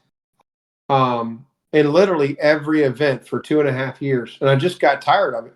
And I'm a good fabricator. So I literally last year, before we started. I wanted to pick your brain on this so fucking bad, looking at that picture of you on your side. Yep. Beginning of go last ahead, sorry. year, that's all right. Beginning of 23, I looked at Rich. It was like 3 weeks before. And I was like, we were getting ready to go to Mason, Texas for the Eastern opener for WeRock. And I'm checking out the car. We crawled under the car. And yet again, the whole engine cradle in the front of the car, I got cracks everywhere. So I looked at him and said, I'm done. I called up Julene. I took 4 measurements. 4 or 5 measurements. I ordered new lowers, new upper links, and I just cut the triangle off the front, cleaned up the front, changed the lower tubes, and we cut all of the 3-link stuff off the axle, rebuilt the mounts, and 4-linked the front. And it was a lot of work. In retrospect, it's not that much work. It was a lot of work to get done in 3 weeks. When you have to order parts. So we 4-linked the car, and that was it was amazing. The car, it became a different car. So last year that was its really big update. Was we 4-linked the front, and my crazy ass put those big 3-tube bypass air shocks. So if you have you guys seen the pictures of those? I've got one of them blown up right now, and I wanted to catch a second of free time here. What is going on with the geometry in the front of that car? Because that is super fucking interesting to me. To the listeners out there, there's a massive amount of horizontal separation going on with very minimalistic triangulation. Can you send a picture into the chat for me? It's in the chat already. It's the last picture in the chat if you click the little open chat logo. Oh, okay. Yep. I see what you're saying now. You see what I'm talking about, though? That's exciting. That's very exciting to me. So because one of the things you got to realize, guys, is we are not. Now, there's two things going on here. There's two things that if you're looking at the last picture, which is when I'm rolling off of a 20-foot ledge. Yes, that's one. I'm not making that. I'm not making. That's just a really cool. That's just a really cool picture. I'm not making that line right now, but we're not racing these cars. Okay. Well, we're going slow. Yes, we're not. He's cone poaching. High speed racing these cars. Yeah. There we go. So the geometry we go after, and my lowers could be a little bit tighter on the chassis, but we're going for the geometry to climb and flex, not keep the axle centered. Okay. Now the reason why the lowers are so straight is, and I'm not the genius. The wider you can make them, the better stability you have for your roll center. But there's two things going on here, guys. This is also this year's iteration, which the car got a massive upgrade this year. I took all the hoops and the bypasses off. The triple bypass, 2.5-inch remote reservoir triple bypass air shocks off. And these are the Jesse's 2-inch single bypass, which is just designed to reduce rebound. Mm-hmm. And I've also got his portal axles, which it's actually kind of hard to see in that picture, isn't it? You can tell that they're portals. Yeah. And so the separation is also the portals. You want as much separation as you can get because you're not at the center line of the wheel. Your geometry, your links. Normally when you attach your links, you are basing the geometry of your suspension that the lower links are basically attaching to the center of the axle tube, which is also center of the wheel. Well, on the portals, the center of the wheel, for all intents and purposes, is 4 inches lower than that. So you notice higher separation of the upper links is because everything is 4 inches higher. So, but that's why the geometry looks a little odd. I had a few questions on that. And the reason I bring that up and I asked about that, right, is I was having a couple of Takades over at my buddy Logan's house, and I'm looking at the front of my Jeep. Huh? What the hell is a Takade? A Takade is a cerveza, light beer or heavy beer from Mexico, and they are fucking delicious. You could have just said a Corona. It's fine. Yeah. But it's not a Corona. It's a Takade. And I was looking at it, and I'm like, I was already looking at punching the front end on this Jeep out. With where my shock mounts are, though, that's right on top of a trailing arm. Fuck. I can leading arm this bitch. And then looking at your geometry with the way that it's set up, a couple more degrees of inbound separation on your upper links, and I could almost package that into a Cherokee. But if you're saying you're having issues with keeping the front end, what's the word I'm looking for? Centered underneath the car at high speed, then that might not be the play for me. But we have to consider too how much further out his uppers go onto the body. I'm sure he probably has a significant amount more separation than you would. I don't know. That car's pretty narrow. I can get a lot of separation in if I start jamming link towers through floorboards. Hell yeah. And you know how I am about that at this point. It's it's a given. Who needs foot space when you have, control arms? Yeah, who needs foot space when you have control arms? I'll cut the clutch pedal down. Don't worry about it. Well, you laugh. My driver's link, when I push my brake pedal in on this buggy, the driver's side link rubs my foot as it goes up and down. Okay, so then I don't feel as bad about that idea.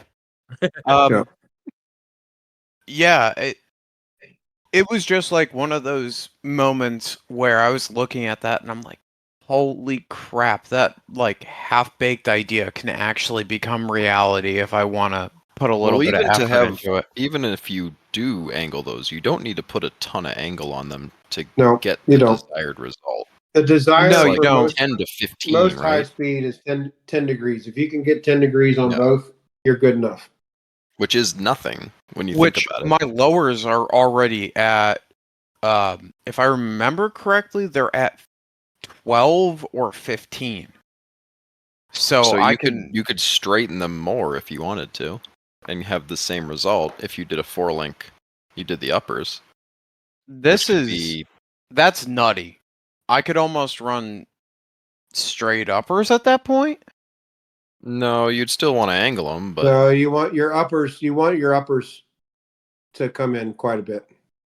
Your lowers you can run. The lowers are the ones that, I mean, you can reverse it. Don't get me wrong, but that's what I was talking about. Reversing whatever link you have. If you can triangulate, if you can get 15 degrees or whatever, 15, 20 degrees on your lowers, you can run straight uppers. You can't do both. You can't do both at 15 degrees. No, you can't run both almost straight, or it'll just destroy your joints. Oh yeah, no, both almost. That makes perfect sense to me. I was saying you can't, because I can easily fit, if with my lowers at 15, I can fit my uppers at 15 without a problem. And I can fit leading arms. And that's nuts now that I'm looking at this again. That's cutting 2 tubes off when I want to redo this to run trailing arms. I don't even have to change my fucking body side link mounts. I hope this doesn't lowers. Luke, you got to look more at pictures of Ben Anderson's rig. Talk to Josh Greenlee. I'll just hit Ben up. Talk to Ben, talk to Josh. Either one of them can definitely, sort of walk you through what they did on that rig. That's probably exactly what you want. It's a really nice setup. Today I was talking... I apologize, Cam. Today I was talking to Jake Warner from Big Xrocks because I was ordering my springs because it's got to leave Wednesday, so I had to get them ordered today if I want to have them before Sunday. Mm-hmm. And he was like, yeah, with your setup, this, that, the other thing, why aren't you just punching your front out 6 inches? You can put leading arms in there. And I had been looking at it thinking the same thing. And then just looking at how that rig is set up, it's like, all right, well, if I leave the 4.0 in there, that's really doable. Yep. Especially after I chop the nose off and get a little more clearance. That's super fucking interesting. And just, I think it would be hilarious to put leading arms in the front of my Cherokee at this point. make it as terrible as it can possibly I thought be. you were selling it. You're getting into hobby horsing. Sorry. I have no This is a clue total about derailment. that. That's one of Logan's. Club XJ seems to think you're getting into hobby horsing and selling the Jeep. That was Logan spending too much time in the sun and getting burnt. I don't know what he's on about with that. I just kind of like acknowledged that it is a post that exists on the internet and just kind of left it at that. But the Mickeys are by far and above the best possible roller out there. Sorry, Cam. Right. Yeah, we don't mean to dispel this too bad. There was some shit talking happening on, yeah, on an XJ group, throwing Luke's rig under the bus. But my rig deserves to go under the bus, but it works. Yeah, the Mickey Thompsons work really good. When I was looking for a sticky, it was buy a used set of crawlers, buy a clap set of TSLs, or buy a new set of Mickeys. And I have no fucking regrets about the Mickeys. I love those tires. It's like an MTR, but good. Yep. And then they're sticky. So I don't mind sharing the Pro X sucks. It's an awesome. No, let me go back. It's an awesome tire. It's an awesome all around tire. You know, if you're a hill killer, if you're playing in the dirt, if you're, you know, need the big giant tire, or you're doing big giant boulders and you got big giant, those tires are awesome.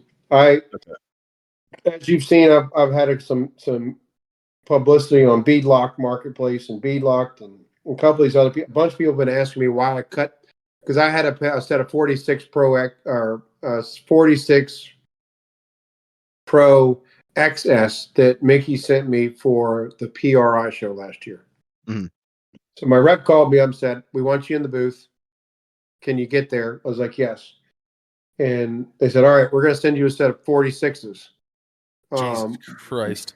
Just, we know you're not going to compete in them. Just let's play with them. Let's do this. Let's do that. Let's, yada, yada, yada.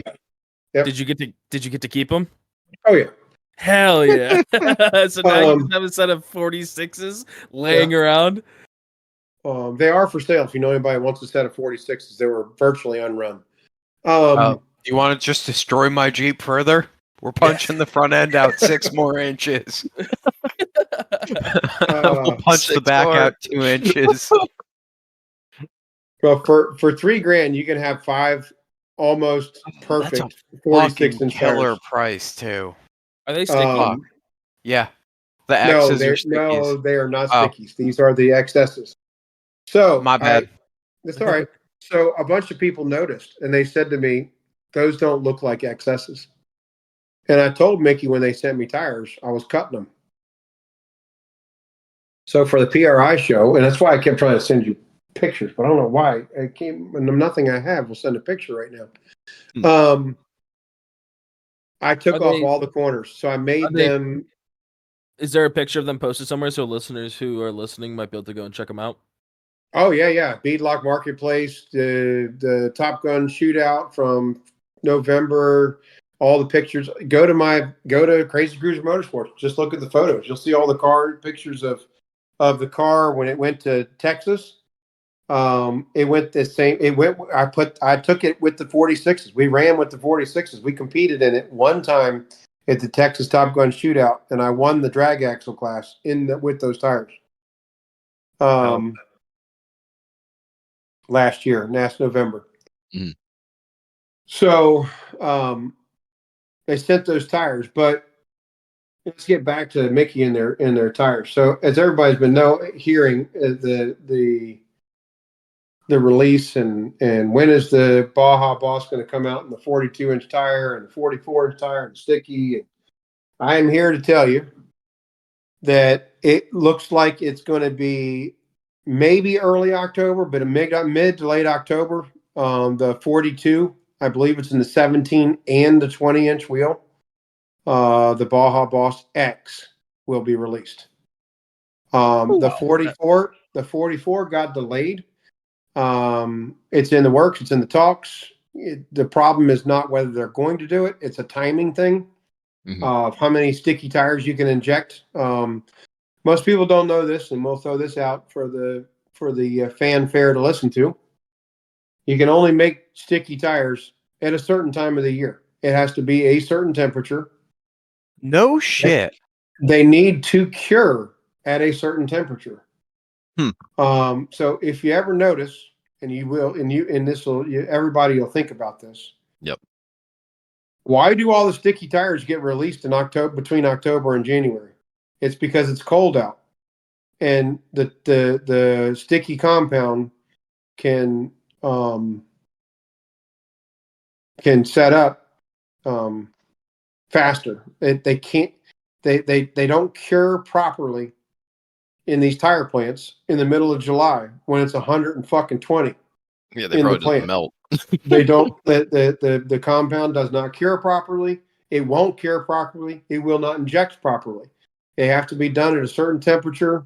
And there's all kinds of things causing problems in the tire industry right now. One of the tire plants, that almost all of the companies use, very few people have their own injecting place. Burnt down. So Wow, you're not seeing many of the newer tires get released. I have been pushing as hard as, I'm one guy. I am working out a deal right now, however, that we are going to buy one or two, possibly 3 tractor trailer loads of sticky tires at the end of this year. So we'll announce that also. So between 386 Motorsports, Power Sports, and Crazy Cruiser Motorsports, we should have your tire needs covered. So I had to piss and I missed it. But what is the price point on the 42s looking like? Is it going to be in line with reasonable increase from the 40s? Yes. If you haven't noticed, I don't have the perfect number yet, but I believe the goal is somewhere around $800 to $850. That's not terrible, but that doesn't make it's a little higher than everybody wanted. But that doesn't make me want to go and sell my 40s though. What do the 40s go for? I paid $620. Yeah. Oh, that's not even. Put it in comparison. How much isn't a 42-inch red like $1,200? Yeah, $1,275, almost $1,300. Retail is $1,325. But they're getting sold for about $1,200 to $1,250. So in reality, $400 cheaper for what we're gonna say is a comparable tire. That ain't fucking bad. It's not bad. If you want to argue with me, they're a better tire. I see you're jaded, so and so is he. That he just jerks off Mickey all the time. Yeah, so I was being the double-edged sword of it. It's a double-edged sword, and here I'll back it up. Yes, I'm sponsored. As soon as the 42 goes out, my Pro X's are going out the window. Rich in his Pro Mod car, many times can crawl something I can't crawl. Now I can get through it. I can drive it with the right wheel speed, the right this, the right that. But I have watched his car in 3 competitions now go up to an obstacle with no portals on the 40-inch stickies that are pretty well feathered in. They're broken. They're good to go. They are so much nicer once you get a couple of rides in on them. Yep. And crawl. Now, I'm not saying drive it. Crawl a line the reds just sit there and spin on. Now, I understand, and I've been doing this a long time. The reds are awesome tires. They have their place. But we've had back-to-back events this year, starting in June, back-to-back events. July now, back-to-back events. And in the last 3 events, I've personally witnessed 6 tires get blown out. 6 reds just tear, just rip.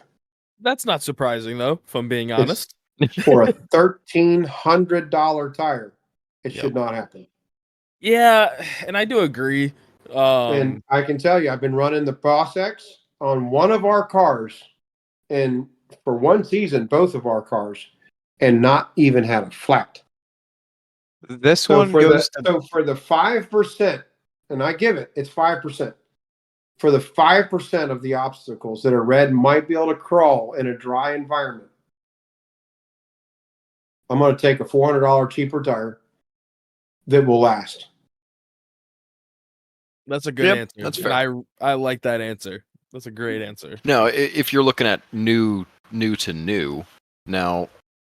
That's a great fucking point. I'm a fan of clapped out red labels. You can get them. Well, that's the best red label. You can get a set of 4 or 5 of them for $1,000 where I am, and it's or cheaper if you know the right people, and they're really spanked.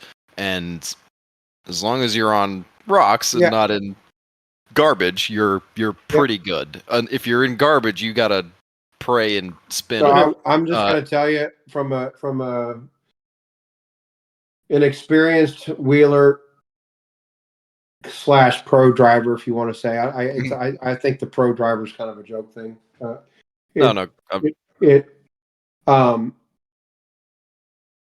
had a set of MTR stickies that ended up being clapped out. A set of Maxxis 40-inch trips, 42s. Or the 40 was 40-inch trips.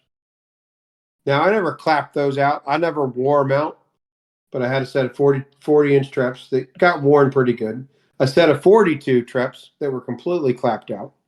A set of reds, a set of Mickeys, and I can tell you, every sticky tire, when it's clapped out, works. Yep. The trap. Some people say the trap doesn't start working until it doesn't have any tread, and then it's unstoppable. It's if they were to offer for $50 less a tire, a half tread, pre-rounded. I don't know if that would work though. That wouldn't work because I feel like. Well, they used to do it. It was they called it there was the red, there was the black, and then there was the purple. We've heard of the purple. That was the comp course tire, right? The comp course tire, and it was a half tread. Yep. Interesting. If I could buy a half tread pre-rounded Mickey, I would. It's hearsay though. It's all hearsay because you don't know. I mean, has somebody run a set of sticky Mickeys down to the point that they're like bald and like what we would consider the reds and the Trepadors to be at their prime? Has anybody run them down that far? I'm sure someone. Not that I know of. I have not seen a completely clapped out 40-inch Baja Boss X yet. So we don't. And again, I'm not shit talking. If it's a sticky compound, it's going to be the same. No, it's not. They're all different compounds. That's why the SX is not a red label compound. That's why the Trepadors is not a red label compound. And again, I'm not shit talking them. I'm just saying, for just to put it out there in the world, is that we don't know how the carcasses are going to hold up. We do not know how the tread patterns are going to hold up once it gets to that point. And also, it's something you have to take into consideration is how, like, for other tires that are used in non-DOT purposes, they have heat cycles, right? At some point, they tend to lose a bit of themselves. The red labels don't. But the SXs, I mean, there's no reason why there's not a ton of people running completely. There is some. Yeah. There's a lot. Like, look at Eddie Kemp's Toyota. Eddie Kemp's Toyota. If you actually heat cycle a bald red, it starts to peel. Like the gator back on a tractor trailer tire, it just starts to fall apart. If you actually heat cycle it with no tread, buggy flapping the tire. Yeah. And then to go back to the SX point, Dylan Waters ran bald SXs. Eddie Kemp ran bald SXs, and they were some of the best performing tires. Look at Thomas Miser. Fab and 801. That's a he's very got a fair seven. point. That is true. That is true. He's got a set of 47-inch stickies that he has run the ever loving fuck out of, and he just keeps grooving them. I mean, I literally talked to him, and they went bald. He grooved them. They went bald the again. grooves out. He just keeps digging the grooves out, and he's like, I know at some point I'm going to take the groover, and it's just going to go through the tire. He said, but I mean, he just keeps. He's the forever, and they work. I mean, just I know I hear what you're saying. Nobody's done it yet with the Boss X, but they're not going to be terrible bald. I mean, we're getting to where they're not. The SX runs good bald. The Treps run good bald. The the MTRs ran good bald. The Reds run good bald. I mean, I have a really hard time believing that that same soft compound in the Mickey Thompson's not going to do pretty good bald. Now, Cody, this point goes out specifically to what you were saying. What do Reds do when they're new and Treps do when they're new? They chunk like a motherfucker. No, Reds don't chunk like a Trep Reds does. do chunk. Not like a Trep Not does. like a Trep. Don't not compare like that. Trep does. Not like a Trep does at all. Yeah, They and you're do saying that chunk. yours don't, right? They do not. So right now what we you're have saying is the deterioration is different, so we cannot. Well, of expect course the they same don't chunk when they're results. sitting in the garage. Whoa, Rollers whoa. aren't going to chunk. That's why you use shitty tires for rollers. Give some credit where some credit is due. Those tires actually do have a reasonable amount of mileage on them. They have. I know you've driven them on rolled. the road, and you've probably I don't want to say I've wheeled accelerated them- the wear, but you've worn them in. I've they're also not, wheeled them a I know. reasonable amount. I know. So I can tell you this. So let me give you another a little insight. Some pretty good, and I can't name names yet, but I'll say 5 of the top 8 competitors in the sport right now are replacing tires. As soon as for they're ready. cost, No. or because of sidewall, or what's the? No, because they see how well they work in the 40-inch tire. Okay. All They right. know how good the tire is. another point that I will make is on the exit from Cripple Creek, I played the video all over the place. Those tires were just on. Like, there was no struggling there. It was not the same thing as the video of Billy where you see Billy fucking absolutely like Hammering down slamming on it, the yeah. rig out of there. It was not Curtis where Curtis took 16 different lines on Treps. It was Tony Carnes telling me to go one direction, me realizing that was a bad idea, and it just worked. The tires simply work. And when they're wet, like in Cripple Creek, so there's a video, and make sure you tag my Instagram and Facebook. Crazy Cruise, not my personal one, but the Crazy Cruiser Motorsports one. I got videos like of me in with the Boss X's running Cripple Creek when it was a sheet of ice. You can't do that in a red. They just sit there. You can't take a red out. You can't use a red in the winter. Period. I can't even Yeah. put my Jeep on the trailer with reds. Yeah, but it's a funny joke, and I can't remember who was telling me about it. In this past weekend in Tennessee, we were chit chatting with a buddy of ours, and I'm trying to remember who it was. And he was talking about they got 1 inch of snow, and they backed the buggy out of the barn. And he's got like a 3-degree slope. So it's just like this little ramp that goes up into the barn. And so he pulled the buggy out. They were doing something inside. It snowed like an inch and a half, whatever. And he got in the buggy and he had to winch the buggy into the barn. Yeah, but that's funny as fuck. Because the tires locked up so hard, got so hard. And the Boss X's, Just I don't know, guys. I just tell you, it may have one or two things it doesn't do, or one thing it doesn't do good in one certain circumstance, but it's not because they're sponsoring me. It tire just flat works. And you know And for the what? This price goes point out. for the price point, it's it's a third cheaper. That's a lot of money. That's a ton. Every two This- tires you buy, you're getting a free tire. Yep. Yes, and this goes out to Bob Swinsky specifically.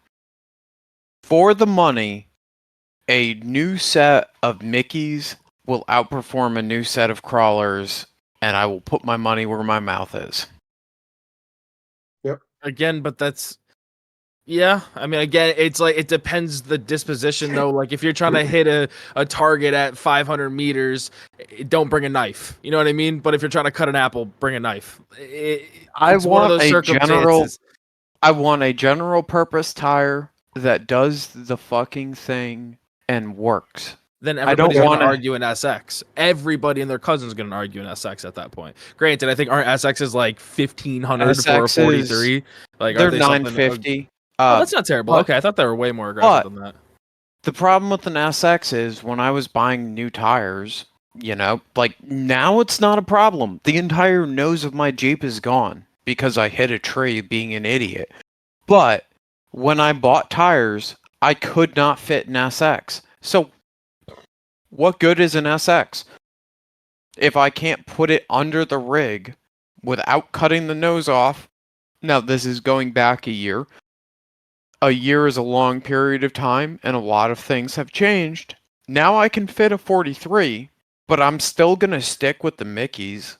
I might decide to go to a 42, but that's a real hard sell for me at the moment because I don't have any complaints about my newish set of 40s.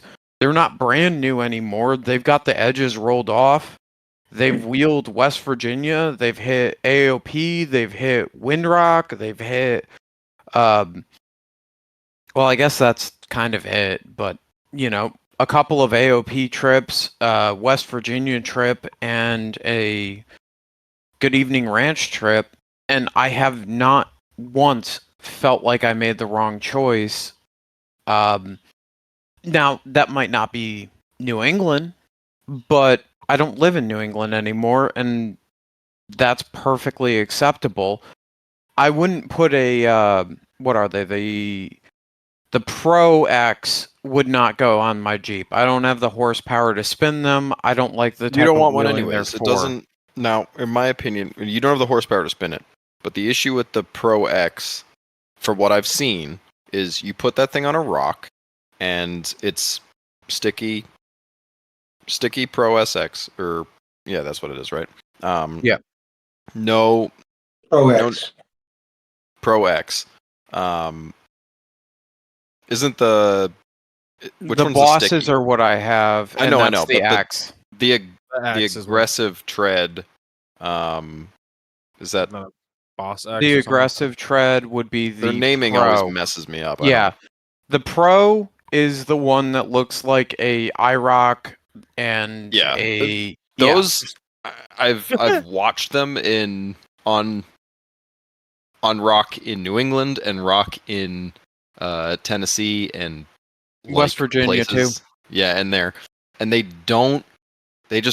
surface area isn't there. They work, but it's like maybe it's because the guys had V8s and they were hammering on them. I'm talking about the Prater brothers, but I was following the Prater brothers with V8s and those tires with DOT Maxxis razors, like, That is true.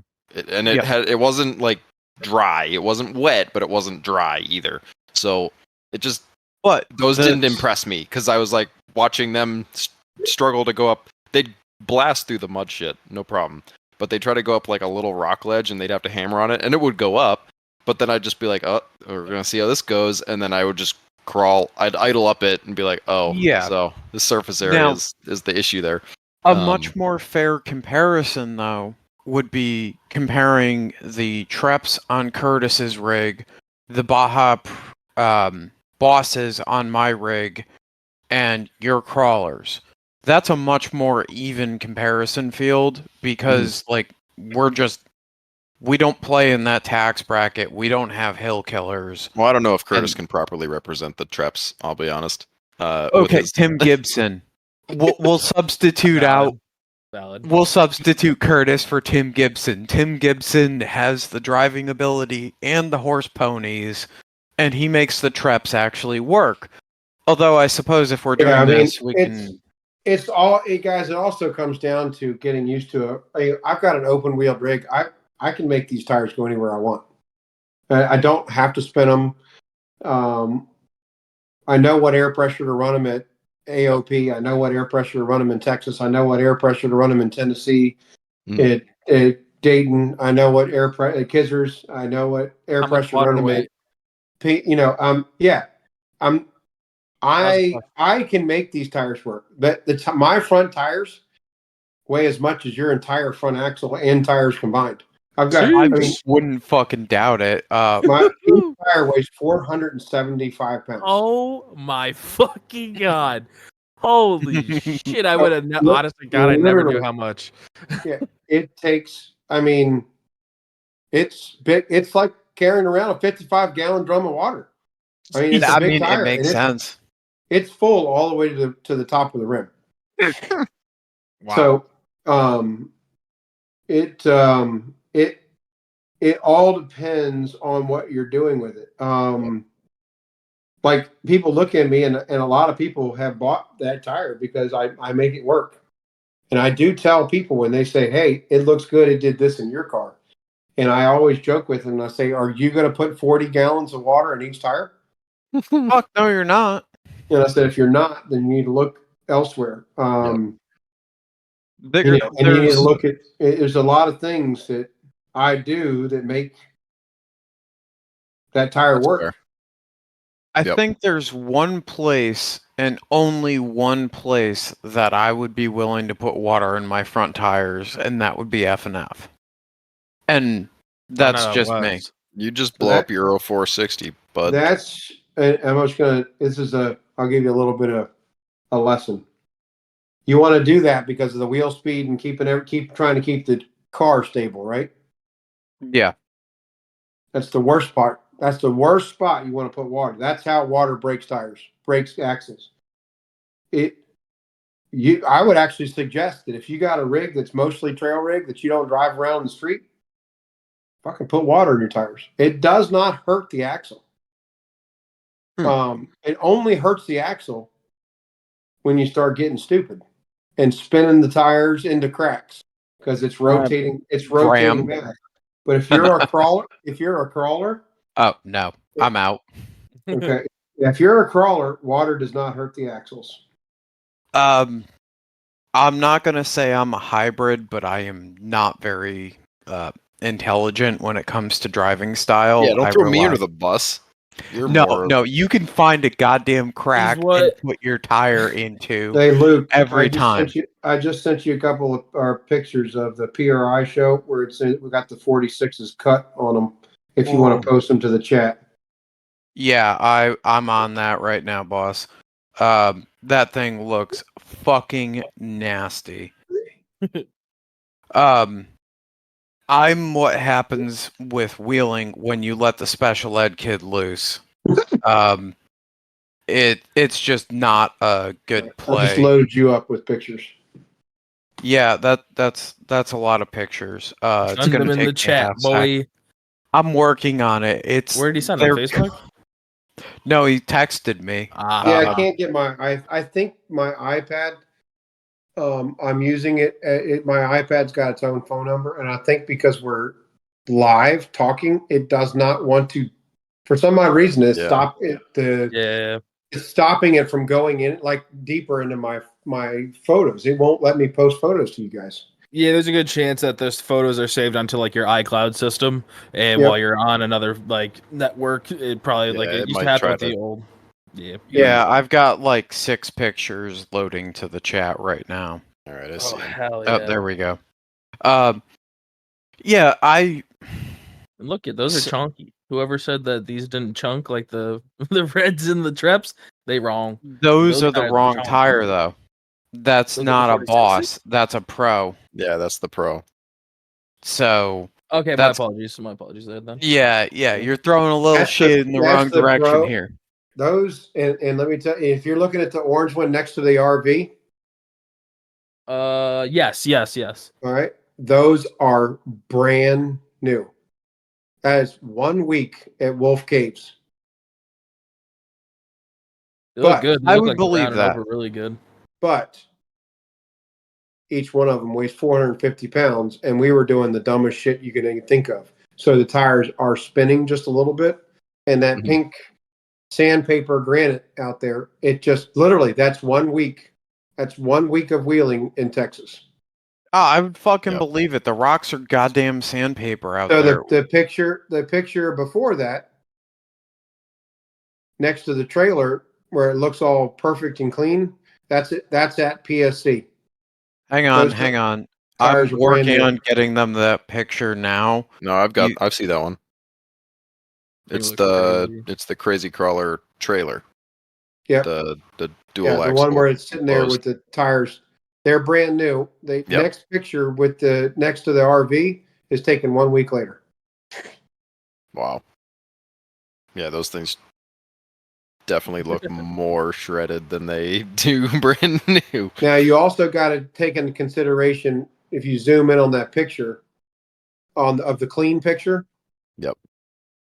on the Pro X, I shave the little pads off too. So it doesn't have that starter pad. I shave the top of the tire and I shave the side of the tire off. So it's all one level. So it didn't wear all the knobs off of the edges of the tire. I cut those off. Gotcha. You're talking. They have like a. I know what you're talking about. It's like a step, right? Yep. And it goes up. I see what you're talking about on the worn picture. I'm curious though. The one point I will give Cody, I'm curious about the way that the carcass is going to hook when the carcass starts getting more contact. And it's not a negative curiosity, it's more of a positive curiosity.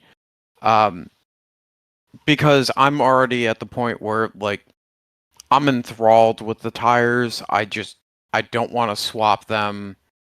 The only thing I want is to either go bigger and go more horsepower or more horsepower to see what they do when I can actually put some like torque and wheel speed behind them. Because right now I'm trying to push them with a 4.0 that, if we're being honest, is making 120 horsepower on a good day. So I really want to see what happens when I put 280 to 300 horsepower behind them.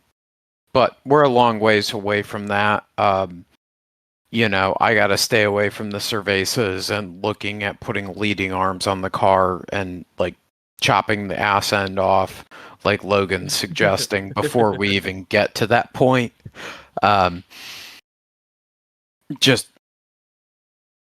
That's my point of curiosity, though, to bring it back around, is the tires themselves. When the carcass is worn down, I think that they are seriously going to give a Red a very, very hard run for their money in a worn state. And the only way I can prove that theory is to wear them and see You could just where take we're an at. angle grinder and grind all your tread off for science. Yeah, but that won't show age of carcass. You know what I mean? Like your fucking red labels are how old? I don't know. And Sean's 9 are years older. old. You know what I mean? Though, like I think that's like where the big curiosity comes from, and I think it'll be really exciting to Yeah. see how like the black label fucking Patagonias do is like in their new compound as well. I think there's a whole lot to it that's really exciting and new, and we're kind of in that side of the sport now where it is that tire size versus like weight to then also tire compound kind of war and see how everything There's just definitely kind of more competition in the market right now than there was. Yeah. Which will be good to maybe get that red label price down a little bit from 1,300, which is absolutely egregious. If Yeah, nothing yeah, and else. I'd also like my grocery prices go down too, but Well, we can't pray for that, but we can pray for red label prices to drop down. And with the red labels being what they cost, what's a red 40 costing these days? Probably 800. Actually, hold I don't know. up.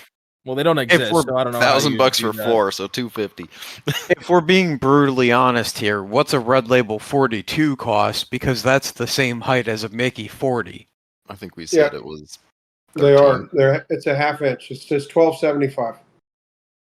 So 1275 versus $600. That is I'll also take going to the be. Mickey. That is. I'll make an announcement. That is also going to be another game changer because a brand new red measures about 40 and 3/4. Yep. Is that a 42? Yeah. It's the 42 measures about 40 and 3/4, 41 depending if you have a narrower tire or narrower wheel. The new 42 is going to measure true to size, so it's going to be an inch and a half taller. Oh shit! Inch and a half taller than the. It's using the same mold as the 42 DOTs, so it's going to be true to size. So that's going to be another big game changer. And then when the 44 comes out, holy shit, it's going to be a game changer for the entire industry because it's going to be the first true rock tire that's a 44 sticky skinny. It's going to be 44 1450. Wow. Do the 40s come in a 20-inch wheel? Not the 40s, no.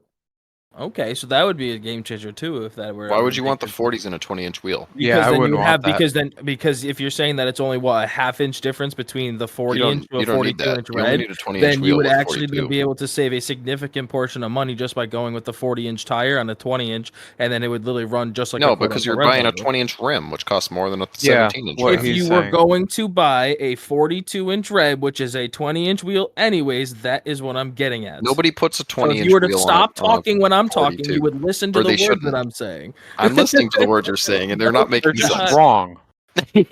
How? If the 40-inch Mickey is just barely smaller than the 42-inch red, right? Yes.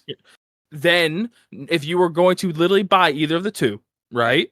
But the 40 came in a 20, then you would already be purchasing 20s. No. I'm buying a 17 because I can buy a 17-inch rim for $350 versus a 20 at $500. I'm already buying cheaper tires. Why would I go and spend the extra on rims to get to get a 20, which is more likely to be damaged in a 40-inch rim? Clearance? I mean, I don't know. Can you fit a 17 around portals on these different? I'm not. You okay. can, but not with big backspacing. So what's the next part of this podcast? Where do we want to go? We're actually kind of wrapping up here, if I'm being honest. We're just cresting over the 2 hour and 20-minute mark, and usually 2 hours is kind of where we start to divulge, as you see. And so yeah, we kind of go into like the final side of everything, which would be like we're gonna start off with. I'm not gonna ask the tire question. We're gonna move away from tires now. We've already talked tires. We talked about tires. That's for sure. Although we could definitely keep going. This has been a good conversation. Here's my next question. What are we going to see out of Crazy Cruiser Motorsports in the next season? After this season's over, coming into the new year 2025. Okay. Well, we'll be on new tires. We'll be on for sure. Most likely, both cars are going to be on the 42s. If the 44 gets injected and gets to me in time before January, my car will be on the 44s 100%. The wheels, a plug for Raceline, Greg Mulkey. I don't care what wheel is made, I will never buy any other wheel besides a Raceline. There's been some arguments with a couple of the new companies coming out that they listen, they do this, they do that. There is not one wheel company who has ever taken care of the off-road community like Raceline Wheels has. They sponsor fucking everything. They put their money where their mouth is. They do Jeep Beach. I mean, they even do the beach events. Jeep Beach. They do. I mean, yeah, I mean, they do everything. They sponsor SRRC, they sponsor Ultra Ford, they sponsor WeRock, they helped sponsor Xrock last year. They sponsor almost every competitor in competitive rock crawling, except for one or two or three right now that are on the the different kick because they wanted a half-inch more back spacing or a half-inch, 1 inch, one narrower tire or wheel or whatever. Mm. But no company has ever taken care of the competitors, the sport, the industry, the events. It's just so anyway. Do Long they story sponsor short, off-road podcasts? what's that? Do they sponsor off-road podcasts? They might. And so I got a phone call from Greg Mulkey, which does all of motorsport stuff, and I got the last set of forged double beadlock in the Eliminator wheel center. It was a dual aluminum beadlock, 20-inch wheel, forged, custom built for us. So they'll be on those new wheels. And I'll throw out a little bone. I can't tell you who it's coming from, what it is, but we may have a brand new to us unlimited car as a collaboration with another team coming east for the season. Hell yeah. And my car may go up for sale. That's intriguing. So throw that out there. There is a chance. There is a chance in October/November when I come back from Trail Hero. If my car has sold at Trail Hero or before, it'll stay out there, and the new car is coming back. Hell yeah. Wow. All right. Next question in the lightning round. Say something nice about Tony Carnes. Anthony's dude. I love the dude. He's a good fucking guy. I'm just giving him shit right now. He texted me earlier. He texted me earlier and said, "I want to go to the Xrock event and watch, but there's no spectators." I said, "Well, you're a part of my team, so just come on. Teammates get to come." No, dude, he's so good, and he showed up at the WeRock event and just just judged because he wasn't ready to. That day he wasn't quite ready with his rig to compete, and he was supposed to come to Tennessee, and I think he had a job conflict, so he couldn't come to Tennessee. But man, he loves the sport. He really does. I don't have anything negative to say. I mean, I'm just giving him shit. That's positive. I'm just giving him shit because Yeah. I get phone calls from him all the time, and he's probably one of my best friends at this point. Yep. He is such a fucking nice guy, but I have to give him shit because this is one of the few opportunities I get to give him actual shit. He hasn't called me recently. He used to You call me said all the something time. now, and it's gonna change. Oh, I know. I wouldn't mind catching up with him. I'm finally not swamped with other stuff going on. He doesn't call me anymore. Only when I'm swamped. That's when it works. Hey, out. that's not a good lightning round, man. The guy throw something else at me. One other real quick point. I called him and I was like, "Hey man, do you have a spare Cherokee drive shaft?" And he's like, "Yeah, what length do you need it?" Fucking. So I'm gonna have a spare drive shaft coming from him and hopefully from you, Graham, because that front drive shaft in my You rig. need me to ship it to you. No, It's I sitting don't in the need bed it of my shipped. truck, so I can do that. You just need it sent can or just brought go to in Roush. the. It can just go in the truck to Roush. Okay. I'm not planning on doing anything except for testing the rig at Logan's place before it goes to Web Wheelers. That Gotcha.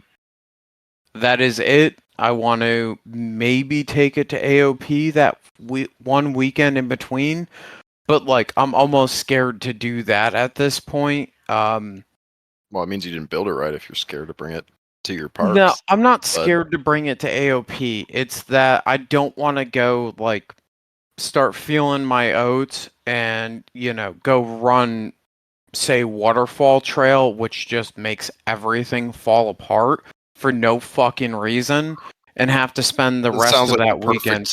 That sounds like the perfect trail to start on. Yeah. You don't want to bring it to Roush and have it fall apart. That's a way longer drive than AOP for you. Oh no, there's much more passenger seats there. When will this podcast be edited and cut loose? Thursday. 2 days from now. Okay. So I have another announcement, okay. but you're gonna have to me back on in September to make it. You know what? We can roll with that. Or yeah. By the way, October. Yep. Okay. You are more than welcome to show up to the trail ride we are doing at Roush Creek on Labor Day weekend. It's going to be a good time. We'll be camping in the parking lot. There's probably going to be a couple of rigs there. And, if you want to show up, you're more than welcome to. Sounds good. Let's see. Since we're at the 2.5 hour mark already, and you said you've got 3 girls, can you please give us a piece of dad advice? Listen.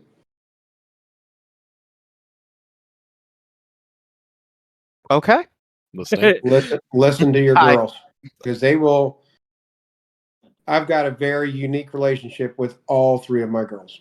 I'm a stepdad to my first, but she is mine. I mean, I've literally raised her since she was 4. She is now almost 30. She's 28. There's nothing I wouldn't do for my girls. The middle one it's a joke. She's daddy's girl. Always has been, always will be. We have a a ski boat, a 1989 Malibu skier. It's a competition ski boat. We pull for the ski team on the lake in our community. I don't live on the lake, but we have it docked, so we ski all the time. But just pay attention to the girls or your kids. Watch them and how they interact. And I wasn't always good at it. I've been, I went on the road. I was on the road a lot. And just the advice I would have is to listen to them, listen to what they have to say, and just steer them in the right direction. You know what? Can't argue with that. Where can we find your socials? Crazy Cruiser Motorsports. It's literally Crazy Cruiser Motorsports on Facebook. Cam Beasley on Facebook. I always forget the Instagram because I converted my private into my. So let me. And it is great. We did. She did. Leah helps me with a lot of that. It is. That's also the Instagram is also Crazy Cruiser Motorsports. So I'm going to take 1 second right here and just give a shout out to Leah Hockman. A lot of the guests we've talked to, Charlie Melchner, Brent Hockman, Leah Hockman, several of the other ones behind the scenes, she's just been like, hey, here's the contact info, have at it. Yep. So a massive thank you to her for the amount of support she's given us. She didn't have to give us the time of day, and instead, she's been the gift that keeps giving. Yep, I mean, hit her up. She's doing a lot in the industry, and you have to be careful of who you work with. I learned that lesson this year.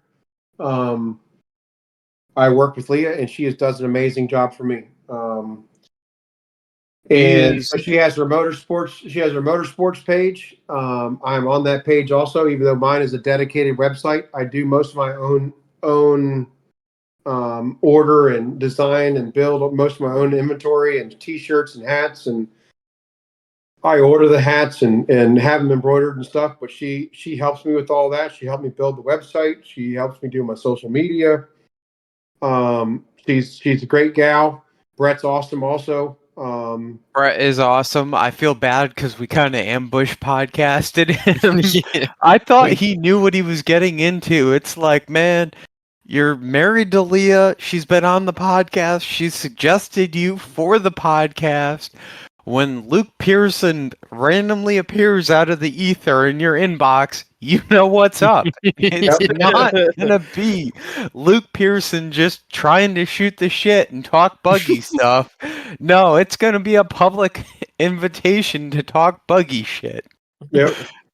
Um, just for future reference. Yeah. So I mean, and given the plugs, if you don't mind, I'll do a quick on fuck yeah, dude.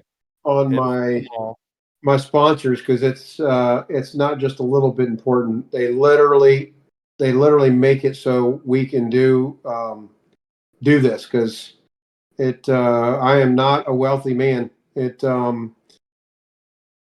lot of what we do is done impossible by the sponsors we have. So I'll just go down through the list. JM Rigging does all my winch line team. I'm good friends with Jim Markham. I love him to death.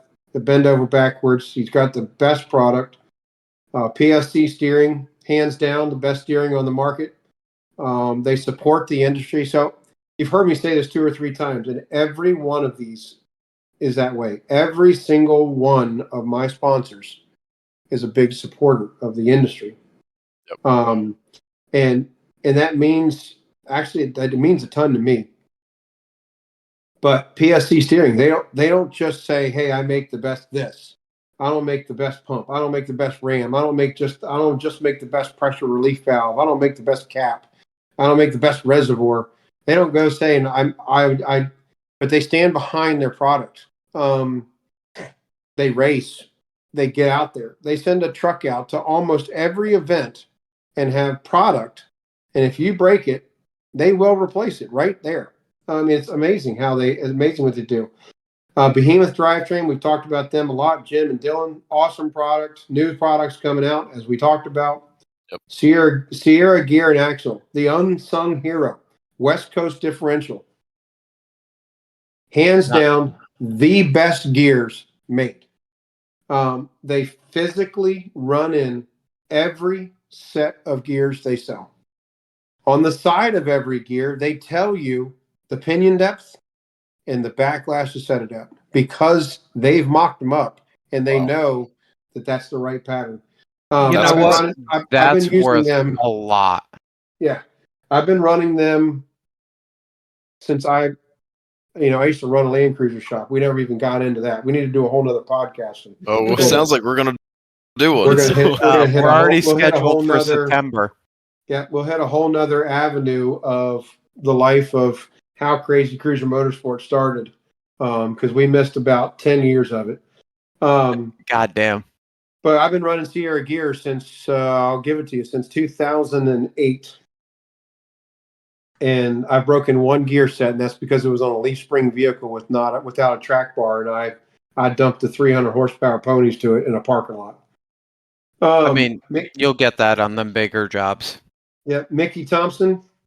We've talked about them. Great Summit machine. Julene, her links, her products, second to none. Rad Designs. That's my shifter. Part of working with your company. Rory owned that company. He was out of Colorado, and I became friends with him, and I brought Rad Designs to Behemoth. That is now a Win Capital. Behemoth Drive Train owns Rad Design shifters. Hell yeah. We really probably should try and get in contact with them, because they seem like they're movers and shakers in the industry. They are. Howitzer Clothing. Interestingly enough, it's where I get all my T-shirts and stuff from. It's a friend of mine that you guys have heard of, Affliction Clothing, out in California. Yes. The owner of that's one of my best friends, and so they sponsor all my clothing for me. And they own Howitzer Clothing, which donates 10% back to all different kinds of things, police, military, you name it. They literally donate 10% of their proceeds back every year. I think they're upwards of 11 million bucks given back. It's crazy. Jam rigging already did. Race line wheels we talked about. Warren winch. It can't. I mean, they take care of me like no other. Brannick Motorsports. Stan and Brandon Haynes. I'll never if they make the product. There's a couple of crossovers because they're a machine shop and so is Summit. Summit doesn't make axle shafts, so I get my axle shafts from Brannick. I get my brakes from Brannick. My brake hats, my brake rotors. All of those different types of things. U joints, it's the second to none. Midwest Expedition Outfitters. It's a Land Cruiser shop, but they're really good buddies of mine, and they sponsor us. They take care of us. I've known them for years and years from my old Land Cruiser days. Carnage Welder came on this year, and what a lifesaver! I mean, every event the thing's getting used to fix something. So that's our big hitters, and I appreciate it. On our side, I would like to say a quick thank you for Onyx Off-Road. They helped us get the sponsorships off the ground. They provide an excellent trail tracking service. Thank you to Glue Tread. Super simple product. Fixes your flat tire. Can't argue with that. And Crawler Off-Road. 10% off with the code BCOP10 for your recovery gear. All of those guys have been nothing but helpful to keeping the lights on at the podcast. And on a more personal matter, a massive thank you to Jake Warner, because the amount of time that he's spent talking with me about how to properly set the shocks up, what valving to run, what oil rate, or how much oil to run, what pressure to run to get the best possible performance. And also, I'm working with him on testing some new valving, testing out new pistons. Major thank you. And on that note, anyone got anything else? No, I do have a closer, but if you All right, have go one, for it. you go for gold, Luke. All right. Never ever discount a little bit of luck. I think ours is going to be felt the same thing. Talking about like a 5-degree difference. 5-6 degrees, you know. I love that me and you were on the same fucking page. I love that. I love that so much. You know, I know our listener base. Never discount a little bit of luck, and you know, just a small change could change your life. That's right. Yes. You know, and the best thing that you can do after you get a little bit of luck, make a good change with it. I thought you were gonna say fist pump.